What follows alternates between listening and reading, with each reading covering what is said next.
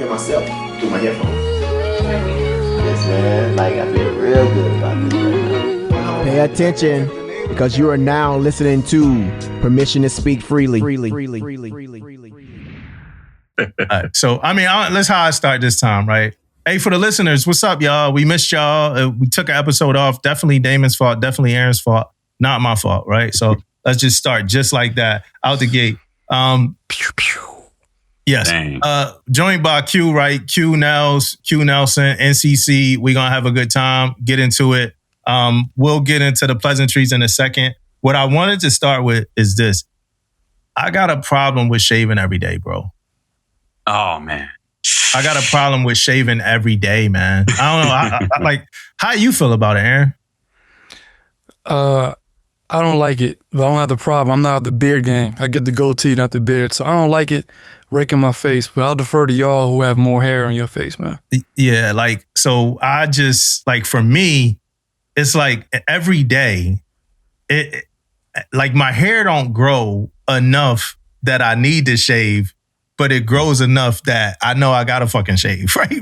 Because by like 12 o'clock, I'm gonna have a shadow. That's not the worst part though. I'm bald, bro. Like I don't have hair on my head. And I gotta shave that shit every day because if you don't, you look like DMX in the mugshot. You know what I mean? Like if you don't, you're not gonna look good. Funny thing about that is when I see people that like only know me from the pod, they be like, yo, I ain't know you were bald.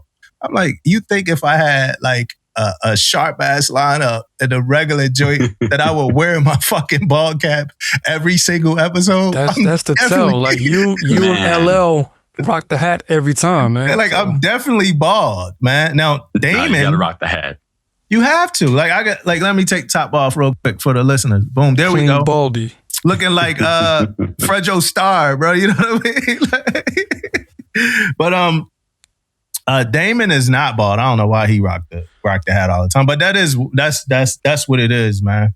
What up, Q? How you been, bro? So, hey, I'm good, man. I'm just happy to be here. You know what I'm saying? From my perspective, right, with the whole beers thing. So I always get that both sides, you know, why we should do it and why I should be a little lenient with it. I'm one of them. I'm one of the beardo gang, so I got my no shave shit apparently. So with me being on the ships, being out there getting the gas seal and all that stuff, continuously passing the screenings and stuff like that, I never felt that I had any situations where that it should be enforced like that. I mean, walking around looking like the dark side of the moon is crazy. Right. Yeah. Everybody else got the baby face. So I wish I had that. I wish I could shave, man. But those bumps and those burns is crazy. And a lot of people just don't understand that. Yeah. I got a good connect with a good product that I think works. He was on our podcast before. But I had to talk to you on the side. I don't want to seem like I'm promoting this product, but it's a good product, man. You know, so hopefully the whole thing about the seals though, so I got a CPAP and I know that like when I start, like if I have a long weekend, like a 96, the CPAP do hit different on that last night, man. Like suction ain't what it was on night one, bro. Like we had a longer, we had 3 days off last week because of the holiday, right? It was like, about like day 3, I'm like, yo, I'm ready to shave, man. like this CPAP ain't hitting like it. You CPAP too, right, Aaron? You CPAP gang? Intermittently, man. Like I go a couple of days. I keep toggling between the nose mask and then the Darth Vader joint. So I'm not consistent. Out of the week, I'll probably go 3 days out the week. Consistent. Yeah. You was just taking notes, man? I'm always taking notes, man. About what? Like, what are we talking about that's noteworthy? Like, I'm having thoughts, man. Like, oh, yeah, I got that. I'm always taking notes, man. You want to see your pod? No, not on the CPAP stuff, though, man. It's like, that's what I'm saying. Like, no, like I got, like, different tabs in my head. I'm just writing stuff down, you know what I'm saying? That's my brain, man. Hey, everybody got their way. I send myself emails, bro, to remember stuff. That's so crazy. I used to do that, too. bro. I've been talking with like AI and all that. I've been talking on my phone so much. One time recently my XO caught me just talking to the phone. What do I do if she was like, I have my dome in. She was like, I was like, oh shit. She was like, what's good? Just trying to figure it out. But hey, you got us in trouble, man. You got us. You remember that? Yeah, I do. I remember that. That was crazy, man. What was this? Oh my gosh. It wasn't even nothing. It was Christmas. Right? It was Christmas. Yeah. All right, so let's go back a little bit for the listeners. Q was supposed to be on here a while ago. Mm-hmm. And we talked about it throughout the episode, but it was an active shooter on your base that day, right? Yeah, it was an active shooter. Yeah, so he had an active shooter on base, so he couldn't come. It was like, I'm like, that's like the wildest excuse ever, man. But it was the truth. Like, it wasn't a lie. It was real. It was a real active shooter. Like, it was like, man, like, I had to pull an active shooter out for missing the episode. But no, it was an actual thing that happened. But so then after that, we were following, Q for a minute and all that. But like one day, I reposted one of his videos. And it was like he was on an airplane. You remember this? Yeah. Yeah. I posted a video, and it pretty much was saying what was it about? Like, it was Big Mom or something like that. Yeah, it was something. Oh my goodness, I can't even remember now. It was like faking an underway because you don't want to get Christmas gifts for your family, but you really flying from the kids. Yeah, and going on vacation. Man, oh my gosh, it was hilarious actually. Bro. But yeah, somebody did not like it at all. Somebody's. And they did not like that. They did not like that. Like, we shared it. Like PTSF. He it went from the comment section to messages and all. He pretty much saying like, as your command Master Chiefs, and like, this is just like irresponsible behavior. I'm like, yo, it's a joke. Yeah. Like, I don't think like he really, it's just a joke. No uniform, had no uniform on, no none of that. So I was all clear with that part. So I'm like, it's funny, bro. And that should be coming out of, like, when people get offended by things like that, it's always the thing you never, like, I don't even know how to defend this. Like, I didn't think that it would be offensive to nobody, bro. You know? Never do. And I think that's one of the tricky parts about being one of the military influencers, right? Like, you can please some, you can displease many. You're never going to get all in. So, I mean, you got to pick and choose your battles. That's what they teach us all the time in the military, right? So with those, I just try to make sure I follow the guidelines, make sure my HR team keep me in check and all that stuff too. So some people like the videos and they'll hit me up from the Navy, right? They'll say, hey, we want you, and this other person to go do videos here, promote content here, things like that. And so I'm like, well, you like my platform well enough for this, but you don't like it for this. So, hey, it is what it is. Yeah. Yeah. And it's because I noticed you do a bunch of different content. Mm-hmm. Like, it ain't always just Navy stuff.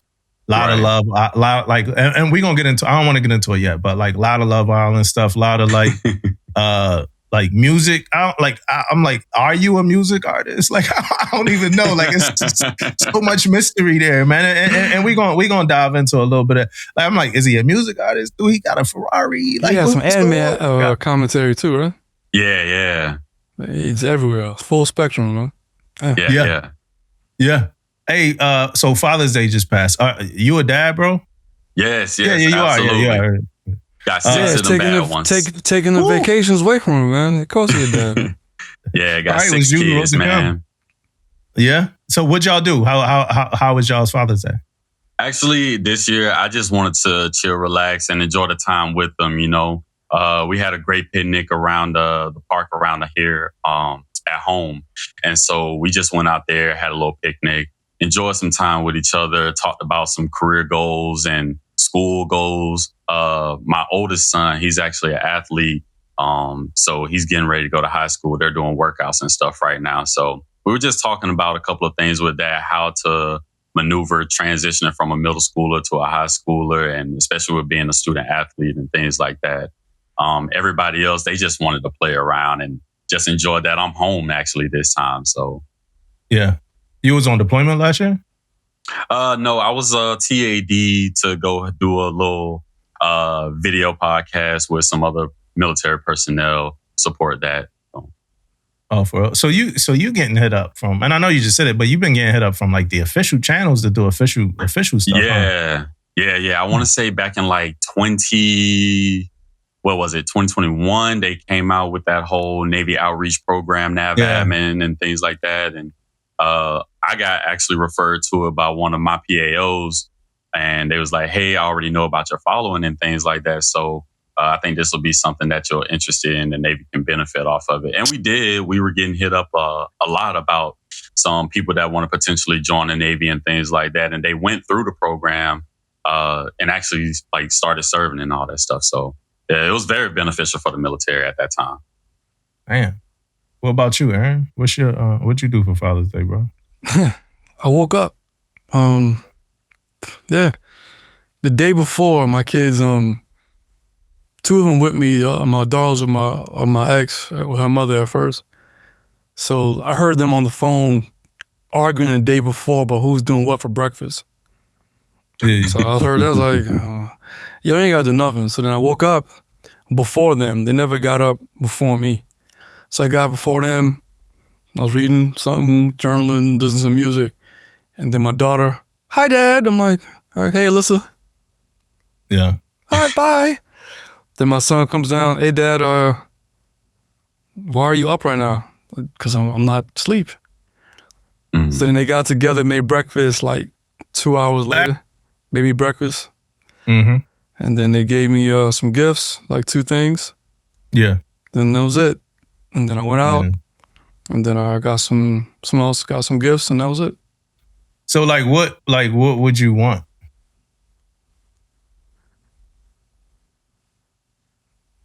For the listeners, he's thinking. Yeah. Just give the same prep you give to mom. I ain't saying like for their mother, I'll make sure like, hey, like a month in advance. Hey, you taking care of your mom? What do you need? What do you need? We're good at that. Hey, your mother, hey, 2-week notice. Hey, what do you need? Hey, she talked about this, Okay. And then like a day later, hey, day before that, just some prep. That's all. Sincere prep. That's all. That's the main thing. But like, it's nothing outfitted for Father's Day, bro. Like you go to the stores, like if you go to the stores around, like coming up the Mother's Day, they got the signs out there, the flowers. They all stacked up.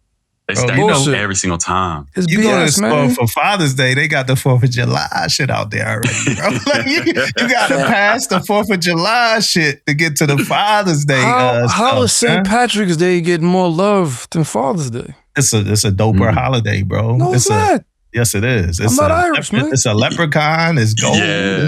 It's rainbows. It's a lot more, bro. It's food items associated with it. It's excitement. Cinco de Mayo gets more. Everybody gets more. I'm tired Cinco of de it, Mayo man. should get more. Cinco de Mayo should get more, bro. Ain't no Yeah, dead same beat. thing with Juneteenth, man. But just give us some love. Not the same. Someone had to throw his activism in there. You see how he slid it in?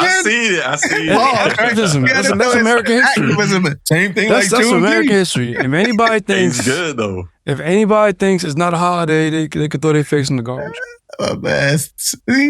Oh man, yo. But yeah, just answer your question, man. Just sincere prep, man. That's all. Give us not even the same Prep level what, of my though? mother. Just like prep for what? If I go to the store, put out some Father's Day balloons, show that you actually care of the vendors. But that's on us, because you know what? Money, revenue drives, sales drives that. So if cats ain't buying it, they're not going to put nothing out. So I guess Dad, You want them to send you? We don't even have like commercials or nothing like that. Like Mother's Day, they'll stop everything for Mother's Day. That could be part of the problem too. It's not advertised enough either. Ain't no Father's Day gift that's like not what you already have, It's Father's Day. Get your dad an electric razor. Like, you know what they want. Like my daughter came through, man. She got me this whiskey smoker kit. She actually thought about it. I was like, wow. So you got good gifts. Yeah, my kids is always on point. I'm talking about the general reception of Father's Day. It's trash. We got to turn this around, man. And it's Men's Mental Health Month. Bump that. Let's do better. Do better. Fuck that. Yeah. I think we're bumped out by Pride Month too. That's another thing. We're overshadowed by Pride Month celebration. I take that. That's cool. You know, yeah. Pride, man. But come on, how many fathers are grilling their own meals on Father's Day? You gotta stop that, man. That's crazy. Who you want to grill your food? Who you want to grill your food? Who you want to grill your meal? Anybody but Aaron. I ain't doing the nothing, man. Bring me a burger or something. Yeah. I'll get my son on the grill if that's the case. Yeah. But for them to ask me, hey, can you grill on Father's Day? That's insane that's there. That's a gift. That's a treat. I did that to my pop last year. Like, yo, Dad, I need you to come to the crib. We're going to do a whole Father's celebration. Yeah. Can you grill? You know, that's a gift for him, man. Let's spend some time together, man. That's a little treat, man. Did you get me anything, son? Nope. I got you my company. But see, I'm kind of scarred though. When I was like 8, I bought my dad a gift. It was fucking Stinson cologne from Rite Aid. And he ain't like it. You know what I mean? And he vocally expressed that he ain't like it. And that scarred me forever. You know, I bought better gifts for my dad in the future, but that kind of messed me up a little bit, man. Yeah. Kill Damo, my guy, we was in the chat like, yo, how y'all made out? One dude, he take me to lunch at my favorite spot. Cool. You know, did this. Cool. Yo, what about you? Yeah, man, he got me a bag of chips, man. I'm like, what? Right. Yeah, man, cheddar and sour cream, man. I probably would actually like those chips, though. My kids will eat it before it comes to me, That's what I'm saying. Like, we not hard to please, man. Like, we just not hard to please. So I'm good with that. So then, you know, your partner can help you out too. Ain't that hard? I mean, it really isn't. Yeah. I see my question. So my Father's Day was cool. All I wanted was a little bit of peace from my 2-year-old, to be honest. Like, she's loud. Did she come through? Rambuck? No, she didn't. She definitely did not. Definitely did not. In the house is like this loud vacuum that just fucking bounce around these little bubbles inside the vacuum, and like she just made noise. I wound up telling my wife, like, hey, I'm leaving. I'm going to National Harbor. I'm gonna go get a drink and get away from this. And my wife was like, man, we want to come too. I'm like, I'm trying to get away from y'all, you know. And then I wound up that didn't happen, and we wound up going out later. My wife got me some gifts. She got me this hat, this girl dad hat that I'm wearing right now. My daughter gave me a hand, like a little hand thing, and it said, like, you know, to the rest of the world, you're a father, but to me, you're my world. I was like, I love that shit. Yeah. We all got the hand thing too, right? We all got the hand thing too. Yeah. I'm going to get a hand thing every year. 4 years ago. My kid's older now. But I'm going to get a hand thing every year, bro. The lady was like, did it get bigger? She was like, is it bigger than last year? It is. All right. I think that's enough on Father's Day. Let's go right to Love Island, bro. Because you got a lot of Love Island content. Oh, man. I'm a intro just for a little bit, right? So last season of Love Island, I started it, right? Was last season 6? And this is 7? Or this is 8? This is 8. This is 8, yeah. All right, this is 8. So last season was 7. I started it. And I ain't minded. And I don't know if I if I aged 10 years since the last season of Love Island. But I just could not, like, from the beginning of this season, I could not get into like all the giggling and all of we just happy to somebody walk down the thing. It just seems so fake. But are you keeping up with it because it's like trendy and a hot topic and it's something easy to kind of make content off of, or are you into this show? Oh, so both sides. So I'm definitely into it. I've been into it since season 6 with Odell Beckham's brother Cordell and Serena. So they were the first ones to get me into it. But then, like, being one of the influencers, they like hit us with taskers saying, "Hey, we got this promotion. We want this advertised or videos created on this." So Love Island is one of the hot topics every summer right now. So that's one of the things that they give us to talk about. Oh, like the Navy? No, not the Navy. Definitely not the Navy. Yeah, just my Navy HR. Hey, man, what's up with KC, man? No, because we were at my command, we were going to tailor a training based off of Love Island. You know what I mean? Like, my fleet and family. It was about healthy dating habits. Yeah, she was going to fold shit was good, Aaron. Like sometimes your facial expression. I don't watch it. My daughter, she showed me her notebook. She takes extensive notes on everybody. Yeah, some people take real crazy notes like it's an exam prep. Like they take hard notes on it. Yeah, what we were going to do was we were going to take different moments from Love Island. This was the season with Taylor, and kind of like take elements from like healthy dating habits and unhealthy dating habits and like use them to talk to the young sailors that live in the barracks. This was coming off of the CS. This was coming off of a death of a sailor in the barracks. Okay. So I wanted my fleet and family team and us to just go in the barracks and hold a training.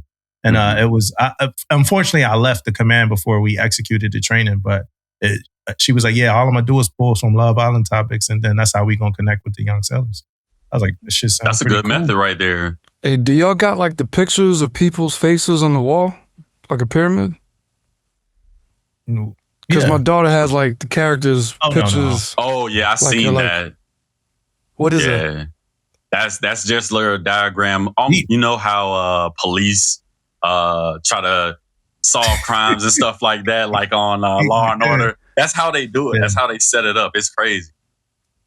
Yeah, that's deep, man. That's a deep level of prep. Damn, that shit come on every day but Wednesday, bro. Like that's where like, do you watch it every day? Every day, man. Every day. Something crazy is going on every day, and you got to keep up with it because you're the one putting out the content about it, and that's helping them when they get done with Love Island get their promotions and stuff like that too. So it's like it's back and forth, helping each other get your content out there. Yeah. Are you connected at all with the network? No, absolutely not. Just Instagram and TikTok. They're the ones that give us those taskers. Oh, so okay. All right, damn. Yeah. You're getting taskers from everything. Taskers from the Navy. Taskers. Look, they said it never stops, right? Yeah. And the crazy thing about, man, and bro, I wish we could peel the curtain back a little bit with social media, like platforms and stuff, because it's not like social media is not like make the best content and people will watch it, right? That's just not how social media work. It works by like the time you post, your audience, kind of the way they track. It's all algorithm like based, like all of it. And I wish more people, and that's why it's always pertinent for your followers and the people to support you to like engage with your content every single way, right? Comment, like, share, repost, like do all of those things so you can help build the algorithm. I really noticed that like it was a period where a lot of people was commenting on like our Instagram posts. So and they would literally say like, hey, since a lot of people have been commenting on your posts, we're going to expand it to more people, right? But eventually, if that don't happen, they start shrinking the expansion into the algorithm and more people, right? Yeah, like I know you know that too, right? Absolutely. Yeah. So if you don't, I mean, you got to engage both ways too.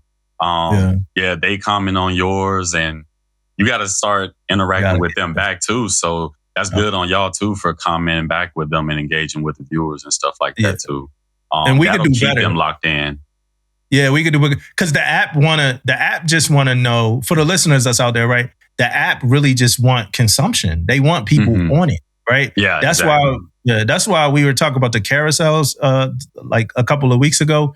The reason why the carousels like get pushed more is because people got to be on it to scroll. So like that takes time to go through. So that's the reason why the carousels get pushed a little bit more, man. So it's just a crazy thing, and it's whatever these apps want at the time, right? They'll help. They'll help. Like they help you. You help me. I help you. Type shit. And that's pretty much what you were just saying, right? You help me. We help you. That's crazy. So you looking forward? So how long is Love Island? Like how long does this last? It lasts about 8 weeks actually.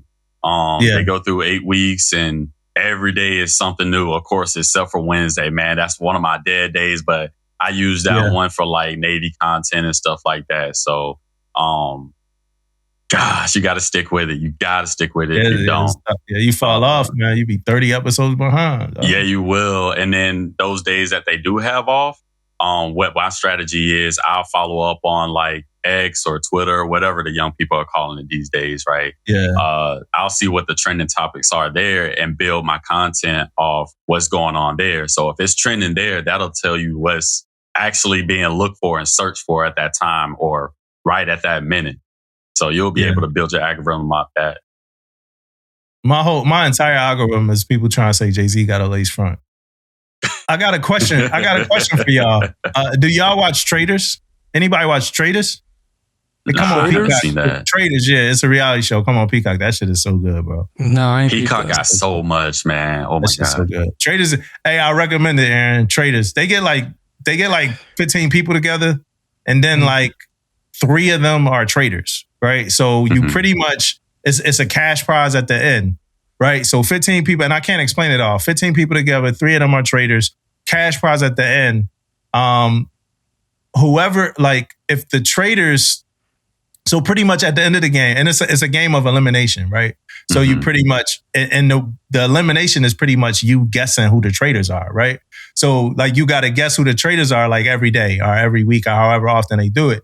And if you could guess who the traders are, if you could get them all out the game, then y'all win the pot. But if it's one trader left, then the group don't win anything and the trader would leave with all the money. And this shit. Oh, by the way, every night the traders get to pick somebody to kill. Right? So every night, every night the traders get to pick somebody to kill off. But now the traders got to be a little strategic about who they kill. Because if they kill, like for instance, if somebody like pretty much says, hey, Aaron is a trader, and then that same night you kill him off, then everybody else know you're a trader. And then groupthink happens. Everybody like, nah, Aaron the trader for real. Like as soon as he said it, he killed them. And then they'll get you out of there, bro. Like Traders are a pretty good joint, man. I don't even know if I hope I explained it like interesting. Traders are pretty good show, man. I'm gonna check it out. I'm gonna have to check that out. Yeah, Traders good. And they compete they do these little challenges for money pots too.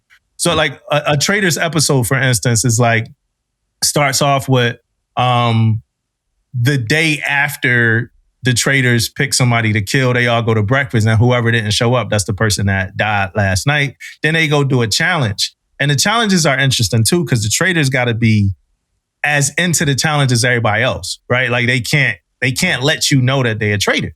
So they got to be just as motivated too. So then after the challenges, they kind of win money, and then it goes to the traders. Everybody go to sleep. The traders get together at night and figure out who's gonna die. No. Before that, they all go to a round table and try to guess who a trader is. So like the first season, like you watching that shit, like down there 6 episodes straight, they wrong about the trader, right? The person they eliminated is not a trader, right? They like, yeah, you a trader. Because certain things just make you look like a trader, right? You could just, like if somebody think you're a trader, then you going around trying to tell people you're not, and they like, no, he is. Look, he said he died. He is. Then they take you off. That shit good, man. I like Traders a lot, man. First season was check that out. Yeah, the first season was dope, man. The first season was really dope. I'm a slow watcher of TV. Like I only just now finished Terminal List, Dark Wolf. I'm trying to watch and slow burn Peaky Blinders. Okay. I'm trying to watch the Apple TV show. What's the dude, the coach? Ted Lasso? Yeah. I ain't peeped that. I'm just like, I like to like watch the things after some of the hype has subsided off a little bit. Yeah. Wow. Right. Yeah, I got my Love Island, but I'm also in House of Dragon right now. That just started back, so I can't watch that, man. I'm getting too pissed off, man. They be doing the most, man. Yeah, they do. Everybody's stupid. When did you stop? When did I stop? When like what season? What season? Because I ain't watched season 2, man. It had to have been season 2. It was when Queen, she was the queen who never was. What's her name? Rhaenys? Rhaenyra. Well, she had a dragon. She broke out a dragon, right? They had a hostage. And she just broke into the ceremony, and she could have killed all of the Greens in one shot. Then she looked at them and just left. I'm like, this is stupid. Or like, oh girl, having all these strong kids, like, they're not Valerian. They all got black kids. It's stupid. I can't. You're dumb. One time, okay. All 3 of your kids, you stupid. I can't deal with this, man. Yeah. Yeah. Well, yeah. Did you watch Night of the Seven Kingdoms? I just started with Night. That's what it was. That was good. With Sir Dunk, right? Yeah, that one's good. I just started that. That shit good, bro. That shit good. Yeah. You know what's crazy? I never, Damo and Aaron, I never even got into like just regular watching TV until I got in the Navy, bro. And started like on those deployments, you know, where we don't have connectivity and stuff. Like just stocking up those freaking TVs and movies and stuff like that. That really what got me into watching TV. Bro, that's what does it. You know, and I always, even when we do this pod, I'm like, we talk about TV shows sometimes. Like right now, we kind of went down a rabbit hole a little bit. But when you think about sailors, we do that shit on deployment, bro. Like, you know, first it was like DVD, Amazon, box set. Then like people come with the like, whole terabit. The memory. Yeah, that shit. Like, yo, I got this, I got that, I got that. You be watching all types of shit, bro. We was watching One Tree Hill. On my first deployment, we watching One Tree Hill, bro. Vampire Diaries. I love that show, yeah. Yeah, bro. Stephen and... No, that's Vampire Diaries. That's Stephen and Damon, Vampire Diaries. But yeah, we definitely watching One Tree Hill. All that, man. We had a dude that he was like a James Bond, like, super fan. And we on deployment, we watched every James Bond movie. Yeah. Like, you talk about even with like Ian, like, it's like Sean Connery and all that shit. Even with the one Roger dude, Moore. that one movie. Yeah, the whole... From Connery to Timothy Dalton, Pierce Brosnan. Yeah. That's how long the deployment was. We watched all them joints, man. Yeah, you just go through it. We watched all the Freddys, all the Jasons, all the, like, every... And I'm a movie guy. I went to school for it and stuff. So, I'm like Googling banned movies, right? Yeah. Movies that they had to go to court over. Foreign movies. I was ODing, man. You know, like, that's what it does. And, like, I feel like that's a kind of like an inner culture that we all have. Like we all do that shit. Ain't shit to do on deployment after like 1800. That's how I watched the first Game of Thrones. Yeah, the one. What you watching? Like what you watching, man? What you watching on TV? Some Game of Thrones. Who the hell is this? Yeah, that's his sister he kissing? That's crazy that you start watching. Yeah. Definitely gets you invested. What you been up to, Aaron? I took leave this week. I'm starting this run challenge in July. Yeah. Doing that. That's why you've been posting so much, man? Yeah, man. See, he come from my neck, man. Yeah, man. I took a little bit, man. You know what I'm saying? You gotta post, man. You gotta post. Yeah. Like, I'm not active on social media at all. Like, I'm not an active social media dude. Damo think I wake up in the morning. I know you wake up. And he like think I wake up, I throw on a kufi, and I go full Dr. Umar or some crap. No, I don't, man. No, you wake up and you intake as much information as you can, I think. Because that's dangerous Aaron times, bro. Every morning, Aaron's sending out podcasts. It is not every morning. There's no way he's sending out. There's no way. In the group text? Or no like way this dude watched 5 podcasts this morning. Watch this clip, that clip, and it's all before 8. This dude's sending out podcasts. Hey, that's crazy. I do that. Are you talking in the group text or like on my timeline? The group text, and then when I go look at your timeline, I'm like, damn, he posted on there too. I get up super early because it's quite like to move slow. So like I'll read something and then I do my scroll. Then I'm like, yo, this is just interesting. Boom, boom, boom. Then I push it out. Look, and then for the listener, I gotta break the fourth wall one time. For the listeners, right? Damon, he lives in Cali, right? So it's a 3-hour time difference, right? So I had to talk to Aaron before, man. Oh. You told me chill. Damon was like, yo, just throw it in and I'll get to it later. That's what Damon said. Damon ain't gonna get to it later. So I had to tell Aaron to stop with the text, right? He stopped for like 2 weeks. He can't help himself, man. He's sending out text messages at 6:45. That means Damon getting them bitches at 3:45, bro. like, yo, this dude cannot help himself. Yeah, he's tough, right? But I got started run challenge, man. For the month of July. With that? Yeah. I called Standard Bearer 26. I did it 2 years ago. There was Nat Vabin that dropped the PRT, and people was kind of like bitching about it. I was like, man, just sit up and run. So for this one, I targeted towards the goats, man, Chiefs. Like, July is the month before our season starts. Like, recalibrate, you know what I'm saying? Like, be who we claim to be. So, we're going to run 133 miles for the month of July. Yeah. That's the minimum. The person who gets the most miles, they're going to get some gear, get some merch from Legendary 30 with AP Alcon Parker. Maybe something from Armand. Talking to him about that. How y'all keeping track of that? So the best app is the Nike app. They got other apps you could use, but you could take your Garmin, your Strava, and link it. I just put it on the Nike app to push. So if anybody who actually is a friend of mine on Facebook or sees me on TikTok or Instagram, I'll put the link in one of my early morning posts. And I put a link right there, man. So let's get moving, man. And I'm not against people who do it. Yeah, man. I'm going to have to follow you on that and join that challenge, man, because we got our little Chief chat that's going on as well with all the Chief influencers and stuff. So, I can put that in the chat and let everybody know so we can join in on that, because we also got back out here doing, because of that nav admin, and of course the No Fat Chief challenge thing, man. So that's going crazy right now. So we joining on that. That was the main thing for me, though, Damo. Just I was on leave for the week and then hitting the run challenge, man. You ain't attend like your second HM ball or nothing? Oh yeah, I did. Thank you. Yeah. So nice. Oh man. Yeah. So I went to my second Corpsman Ball. Real good time. The guest was retired HM1 Luis Fonseca. And when he retired, he was the most decorated active duty corpsman.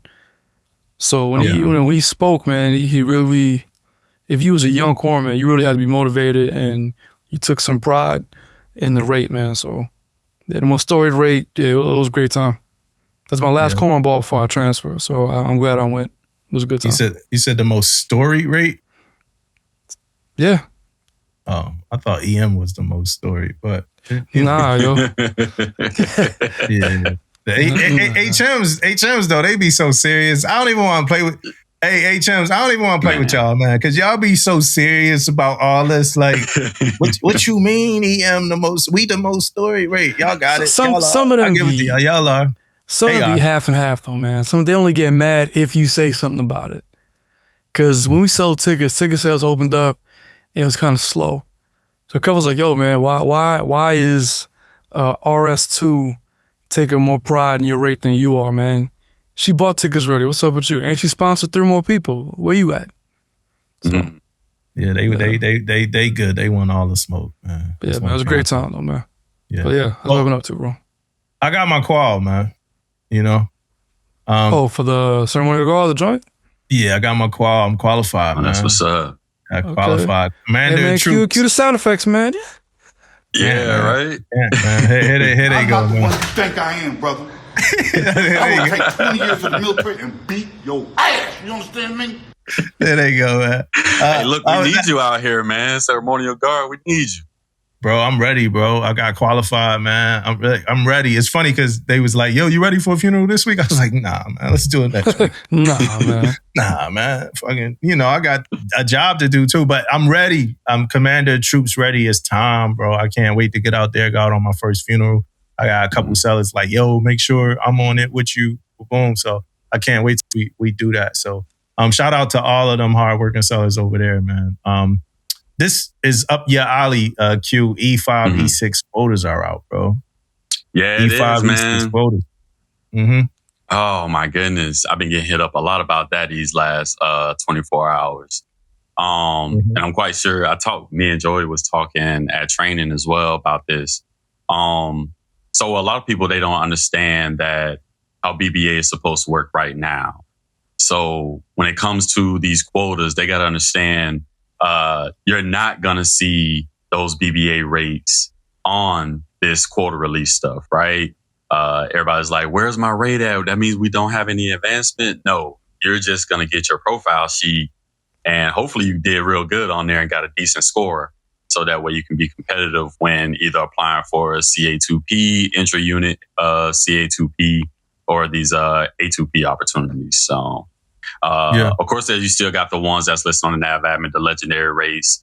They're still going to stay on there. That's why we still had those few personnel or those rates on there listed with their quotas. But yeah, that's what everybody really needs to prepare for is your command going to retain this individual that just took the exam and they did pretty good on the exam? Are you going to be able to CA2P them? When are you going to have that career development board? Hopefully you already had the career intentions with them to see what their intentions are if they plan on staying or negotiating orders with this opportunity now. So people got to get ready for that. And it's coming real soon. I want to say the nav admin said August. Yeah. Somebody told me it's a nav admin, but I was talking to somebody I know, one of my nav admin connects. They said it's 2 about to drop about something. Yeah, it is. Yeah, it is. It's coming. What I tell people is make sure that your attitude at your commands, what does your command climate look like right now? If your sailors aren't happy there, you might as well get ready to lose them. They're going to start negotiating orders once they get those DMEIs attached to their My Navy assignment accounts. And then 2, are you providing your sailor with those career intentions or those CDBs, right? To say, hey, these are opportunities we're looking at for you. If you choose to stay here, depending on your score, you're a good candidate. And they may not be a fit, you know? I think that just comes down with CMCs, talking with the mess and stuff like that. And also us training our officers, because a lot of them don't even still understand what this is. Yeah, a lot of people, it's just not like keyed in. I mean, and I honestly think it's just because, man, you get to work and you got a lot of work you have to do. It's a lot of, you inundated with like a lot of shit. Like something happened. Like on my way home, I got a text message, somebody got stitches. My daughter is screaming at top of her lungs right now. Somebody got stitches. At work today, every moment I had, right? Like, somebody was in my office. Moment somebody leave, I walk out the office. Somebody waiting outside on the bench right outside the office, right? All right, come on then. You know, moment they leave, I get a phone call. While they're there, I get a text message. And I almost assume I got a unique command because it's 225 of us and 200 of the 225 are E4 and junior. So it's only like 25 in the leadership. But like I've been on a DDG too, and it ain't that much different as far as how active it is, right? Like you got this meet, you got this meeting, you got this training, you got this, this. I don't know that people have like prescribed time within the confines of the 07 to 1600 to lock in on the latest whatever it is for an hour or something. Absolutely not. You got to put it in your calendar. You got to like put a time block or have some backup saying, yo, do not knock at my door for these 30 minutes to this hour. That's the only way. Unless you're doing it way on the back end of the day. I got a thought. I'm interested in what Q had to say though. I do have a thought though that might be able to do something about that. Okay.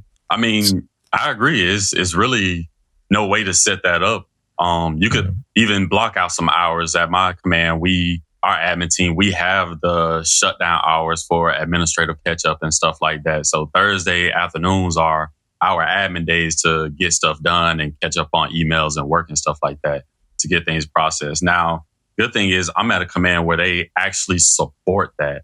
I've never been to a command before where it's supported. They're still like, nope, our sailors need to get this done. They need to get this done. And it's most of the time never even an emergency. It's just because they waited to the last minute to do something. But that's one thing that has to change.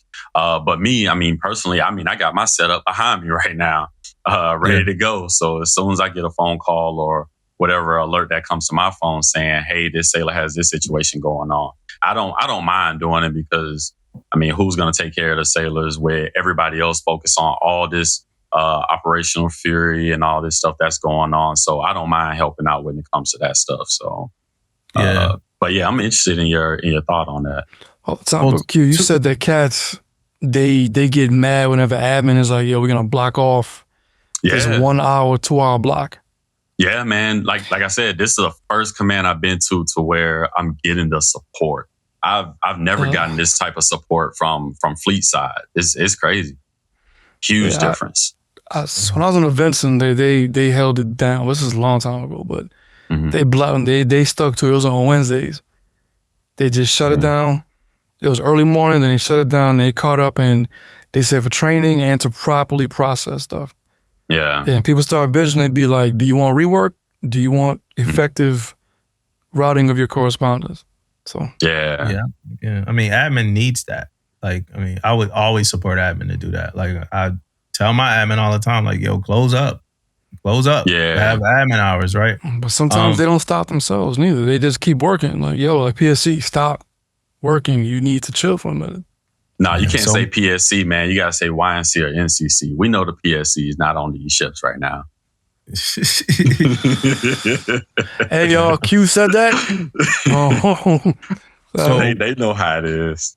Yeah. So my thought was, is two. So at my command now, my XO just like, as of like today, kind of like her and my skipper, and I was a part of a little bit of the conversation too, is like, we going to start once a month just doing a staff day, like where none of the junior sellers are there, right? Just the staff, so they could take care of admin, paperwork and stuff like that. So that's a good day to be able to get caught up in, you know, some stuff, and it gives the junior sellers some relief because they ain't got to come into work, right? Mm-hmm. But my thought is that, like, to utilize the your associations, utilize the Chiefs mess for that, like if on a ship, right? You got your, like, we know everybody's like inundated with all this stuff. So during the Chiefs meeting, have NCC come talk. Because for instance, like a new SIM BBA FAQ came out, right? So during the Chiefs meeting, first person talk is NCC. You know, brief these changes, brief these changes, boom. NCC got CDT, right? So you got other agents of your order, right? So have your first class, you know, do the same thing in their mess. Have your second class do the same thing in their mess, so that training is happening.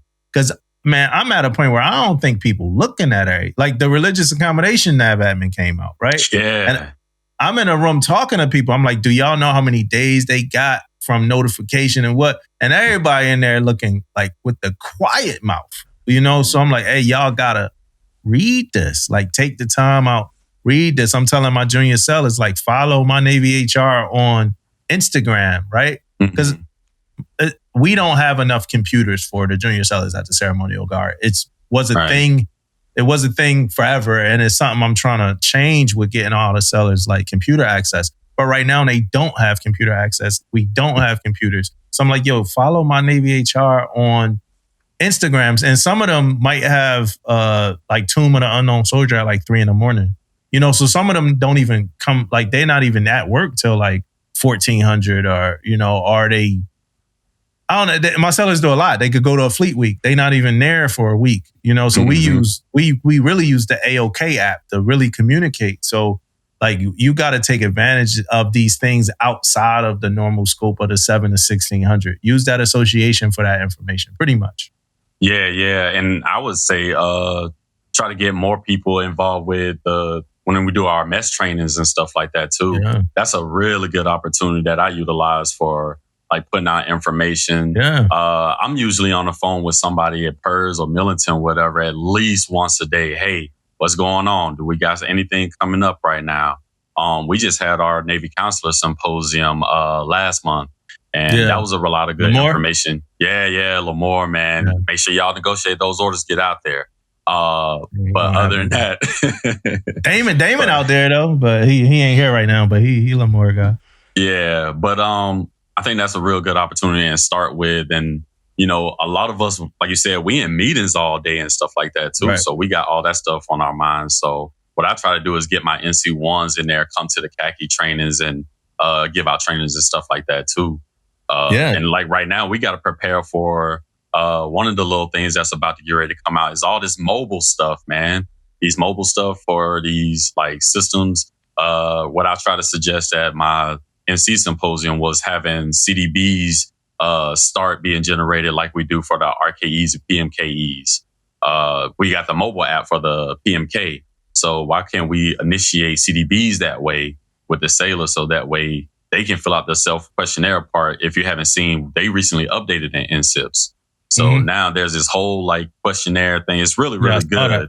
Y'all saw that. Yeah. So we can push that out to the sailor. The sailor, they're already on their phones anyway. So if they get that, okay, I didn't even know this was a program. Yeah, I'm interested in it. They shoot that to us, and now we got more topics and we got sailor interaction on that. So that was one of the things I suggested. But we do have a lot of mobile stuff getting ready to come out that's about to hit. So Yeah, I mean, actually, they put it out to CDS too. Yeah, it should be add-ons, right? Hot links and all that, right? So if you are you interested in officer programs? Yes. All right, drop down. Which officer programs are you interested in? Stay 21, whatever. Drop down. 1420 1 Charlie, 14 whatever point, whatever. Like, that should be a thing, right? Especially when we are getting so technically savvy. In some ways, I think we revert back. I always talk about how the bibs used to have the links. Like, you go to the bib, you click the link, and it go right to whatever training material you need to study. I don't know that it's like that anymore. I could be wrong, but it wasn't like that a couple years when I was looking at bibs. You had to copy and paste and then search for the tech manual or whatever like that. That shit used to be so easy. All this stuff that we doing though, right? Is with the modern times, keeping with technology, maximize technology. But some things, in my opinion, are still a cop-out. We still begging and pleading, kicking and screaming for someone to take a small amount of time. Hey, the nav is too long. All right, here's a fact sheet. Oh, yeah, man. Did you read the fact sheet? Oh, no. What? Like, or I don't have time to get to the CDV. Yes, you do. Yeah. Yes, you do. Every time. It is you schedule it, we're busy. You are able, if it's important. It's not about being busy. It's about prioritizations. I got a question for you. Man. Shoot it. Do you think a nav admin is... All right, how do I word this? All right, nav admin comes out on... I'm gonna say for like, we talking about inside the confines of the Navy. So if I say the word public, I'm not talking about civilians. I'm talking about Navy. If in this conversation, right? Just to kind of precursor that. So the nav admin comes out on a public platform for public consumption. Do you think, and like I guess Aaron specifically, if you got an opinion about a Q, you can answer too. But do you think that it's a need as a leader of a command to foot stomp the nav admin that was released publicly? Or do you think, hey, people gonna see it because they should be tapped into my Navy HR, they should be getting a hold of these nav admins? Let me go in or just go to Q? Go. And the question was for you, Aaron. I was just saying Q can add to it if you want. All right. Well, foot stomp. Yeah, I say you got to foot stomp it. You say you have to. Strong should. Okay. Whether it be first, make sure the POD, the plan of the week, actually holds up. Keep it to where people want to look at it as a viable document, even though they should. It's signed by the CO, right? So make sure it's foot stomp there. Make sure that the email warfare is good. Make sure the subject line, highlights, the bluff, all that stuff is right there. So I'll say yes. And then to not absolve the sailor or the middle management leader and like make a culture, a mindset of like being well read and being well informed. So answer your question, I think foot stomp as leadership. That for CMCs, that's even written into our responsibilities. The promulgation of information. So yeah. When you share, well, I guess this is a question for you, Q. When you share information like nav admins and emails, do you just forward it and you say see below? Or do you add? No, definitely not me, man. I'm definitely one. I want to break this thing down. Hey, here's a instruction or policy that just came out. At least if there's something I don't understand, give me 2 days to hit up all the people that's involved with this instruction so I can know how to explain it better to you all. Or, hey, here's the breakdown, the bluff. Oh, man, I'm going to just let y'all know y'all was funny as heck with that episode. But the bluff, yeah, here's the bluff right here. This is how it impacts you at this command and the command's mission. I found out my triad really likes the way when I do that. So I try to give training to like my junior counselors on that stuff too, man, how to fully invest it into why it's important to them. Because if it's mostly, we know that people aren't going to be involved in it if they don't feel like it's important to them. So we got to find a way to make it feel important to them.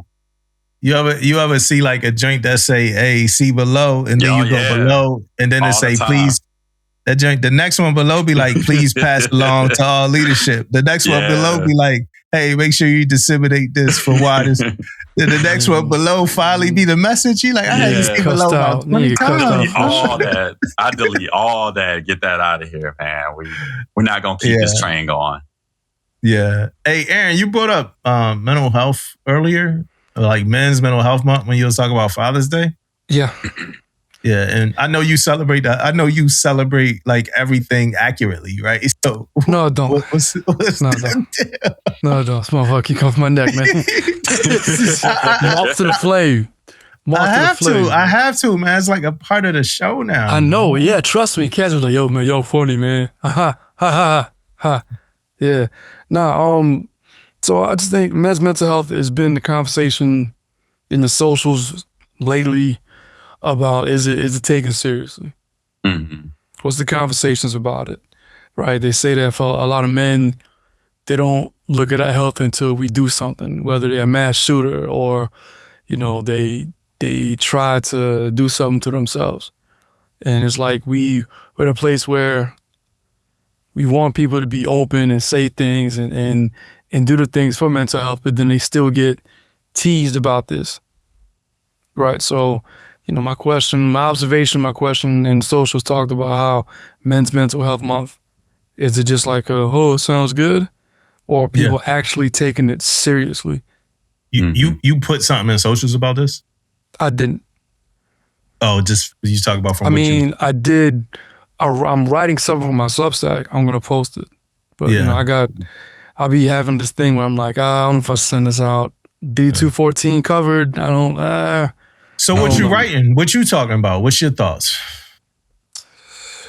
Right now I'm writing about the strength of restraint.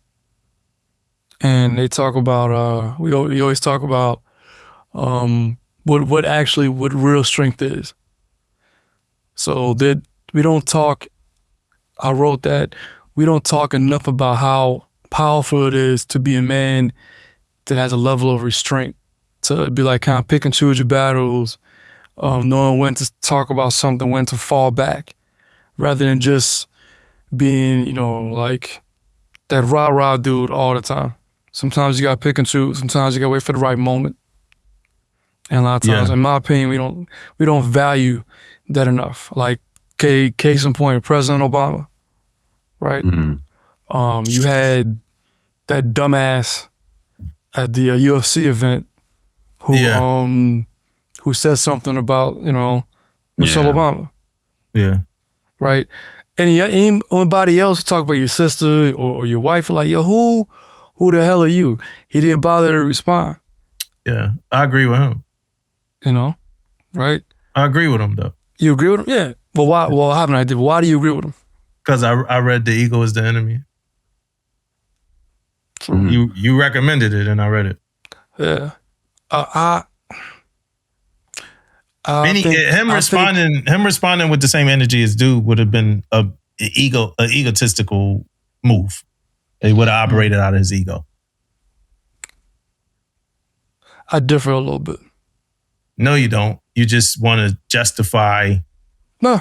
Like no, I do. It is an ego. I differ a little bit. You differ in that it's an egotistical decision, I differ based off the history of everything for the past 10 years and for the past 6 months of being depicted as a primate or constantly being called that and just not saying it. I'm of the belief eventually I'm not going to talk civil to a savage. Eventually, sometimes, hey man, shut up one time. But there's no wrong answer, right? To me, you could have gone either way based off of all of it. Yeah, that's a bad point though. Like, I mean, how can my opinion be a bad point? No. For the listeners, just know. I just want y'all to know. And I posted it on my socials. I ain't like that shit that UFC dude said. I didn't like it at all. It's really old. It's old though. So I kind of scratched it out of our topic list. Yeah. Aaron brought it up. So I'm going to talk for it. The dude, he could beat Obama. So you got to be a little careful. Right here, UFC fighter. He will whoop Obama's ass. He can't beat Obama's lawyer. Yeah, he can't beat his lawyer, but you just he won't. You said you can't be civil to a savage. He can't beat Obama's Secret Service. What I'm saying is, you said you can't be civil to a savage.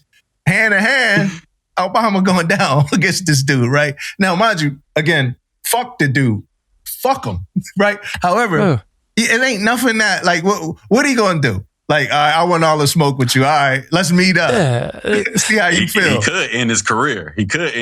One phone call or something. But he could pull a Michael Jackson and buy his hat. He could buy his whole catalog. Yeah, right? Buy his whole catalog. He could do all that. But I mean, like, I just think that like the ego, and even if he responds, bro. And you read all these Ryan Holiday, right? You read all these books. Yeah, I'm with it. You read all these books too. But that don't mean I gotta worship it. You know what? I like that. Mm-hmm. I think that applies. But for Aaron Paul, for me, I'm not going to do it. Yeah. Shut the fuck up. Who are you talking to, man? Yeah, just I'm not going to do it. Yeah, one time. Wow. Tell him get in the octagon. After that, you got to come in the octagon with me, dog. If it was me, I'm not fighting dude fair. I'm getting Louisville Slugger, and I'm banging his shins. That's what I'm doing. That ain't, and that's not, that ain't an Obama move right there. I'm not Barrio. No, I'm not, man. No. I don't know. It seemed like a PR what do you think, stunt. Q? I don't know, man. It seemed like a PR stunt to me, man. The octagon at the White House, everybody's watching, national headlines. I think that's all it was, bro. But if I'm Obama, I'm not wasting energy on that. I'll let my lightweight handle that, man. Yeah, I'll take more notice of the silence of all the cowards. Exactly. Sounds deafening. I mean, you know, some people talk about their platforms anti-bullying, but they didn't say shit. Exactly my point from the beginning, right? Yeah, and they didn't heard this shit. You know, man, I don't even think it matters anymore to them. Yeah. I wouldn't like nobody saying that shit about my wife, but like I said, it's old. By the time this episode come out, that shit gonna be like 3 weeks old. So, but at week one, I was heated. Calling a dumbass stupid. There's no timestamp, no expiration date. Hey, now if he hear this and he want to smoke with you gonna get in the octagon with him? I live in Maryland. No, I'm not going in the octagon. He got you in the octagon, dog. You good. You just need a couple weeks to train. You good. I'm not training. I'm not fighting fair. I'm gonna jump on the octagon with him. I'm not fight. Why would I fight fair? That was stupid. The tactics. Nah. Put you with the arm bar, man. I'll run him over with my car. Ground and pound. Ground and pound. Hey. Ground and pound. That's my ground and pound right there. Yo, what happened? Oh, man. Some dude, the dude that called my wife a dude, man, has run him over real quick, man. Smile in the mugshot. Yep. See how I brought that back? Hey, man. Men's Mental Health Month. Do we take it serious? Do we feel it? Bro, honestly, like my brain, and I'm interested in what Q got, because my brain just don't, like, I don't even think about it. Like, I haven't even thought about it either way, right? Like, haven't really thought about Men's Mental Health Month, and haven't necessarily thought about, do we feel like it's taken as performative, right? So I think about mental health all the time, right? Just daily. I remember seeing like this Instagram video about men's mental health. Like, hey, bro, we're brothers. Remember the thing. I remember that. I just forgot what it was, right? But it was popular though. But like, I don't even, man, I'm still caught up on like if it was a lace front, man. Like, I'm just joking about that, and I don't want to hear your opinion on that, Q. I don't. Like, I don't. Like, because I think I know where you at, and I don't want to eat. I don't even want to think about you being at that point. No, we good. But yeah, man. Like, yes, take care of yourself, right? Put yourself kind of, get your resources, use them, do it the right way. Wherever you pull from, whatever kind of energy you pull from, that kind of get you back to where you need to be, do it. I don't know that we need all the bells and whistles for it. I don't know that I don't know what we need for it, but just take the time out to be mindful of yourself, this month. That's kind of my thing.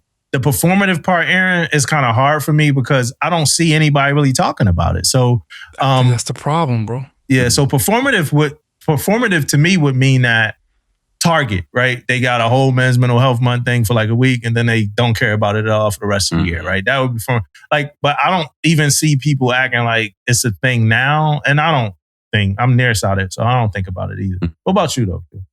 I mean, I got a sad C story when it comes to sad to happy C story when it comes to men's mental health, dog. So, I mean, for me, I never thought about that stuff, before USS Last Ship, right? And then it got to a point where I got to this command and we out to sea all the time. I get to Virginia, my first time being in Virginia. I'm like, oh, heck yeah, man. I'm on the East Coast, man. I'm about to see what is going down over here. Get over there, man. It's just underway. It's no utensils or no resources that I can use to do my job. But I'm being attacked every day to get my job done. Everything for my job is online, right? So we're out to sea on this little cruiser. Y'all know the cruisers, they super old. They being discontinued anyways, right? Mm-hmm. So we just out there. I got no PSC, I got no YNC, no YN1, no PS1, no nothing. It's just me, my YN2, and my PSSN. And we out here, we trying to do this job for 300 sailors, right? Get them paid correctly and all this stuff. I have no backgrounds with pay. And everybody knows when you get to sea, they want their sea pay. They want their family separation. I can't take care of that with no internet. So I'm at NC1 at the time. So I'm trying to communicate with my CMC like, hey, we can't do our job with no internet. I'm trying to get this done. We going months at a time with no internet, man. So that was like real just River stressful. City or River City? River City and Screaming Eagle. Take away the internet and limit the bandwidth on that. So, it was a struggle, man. And then we get to deployment and all the underways before deployment, right? We out to sea and I'm like, dang, man, I'm up for chief. I don't know if I can take this right now. I got to get the job done and stuff like that. Sitting in the berthing, man, they call my name on there. And I just remember I was like, fuck, I don't want to go through season here. I did not want to go through season here. And they just made it even more miserable, man. Like still attacking me about getting people's pay and stuff like that. They like figure it out. I got exams. I remember on that deployment, I was the only one out of the whole strike group to get a certain rate exams.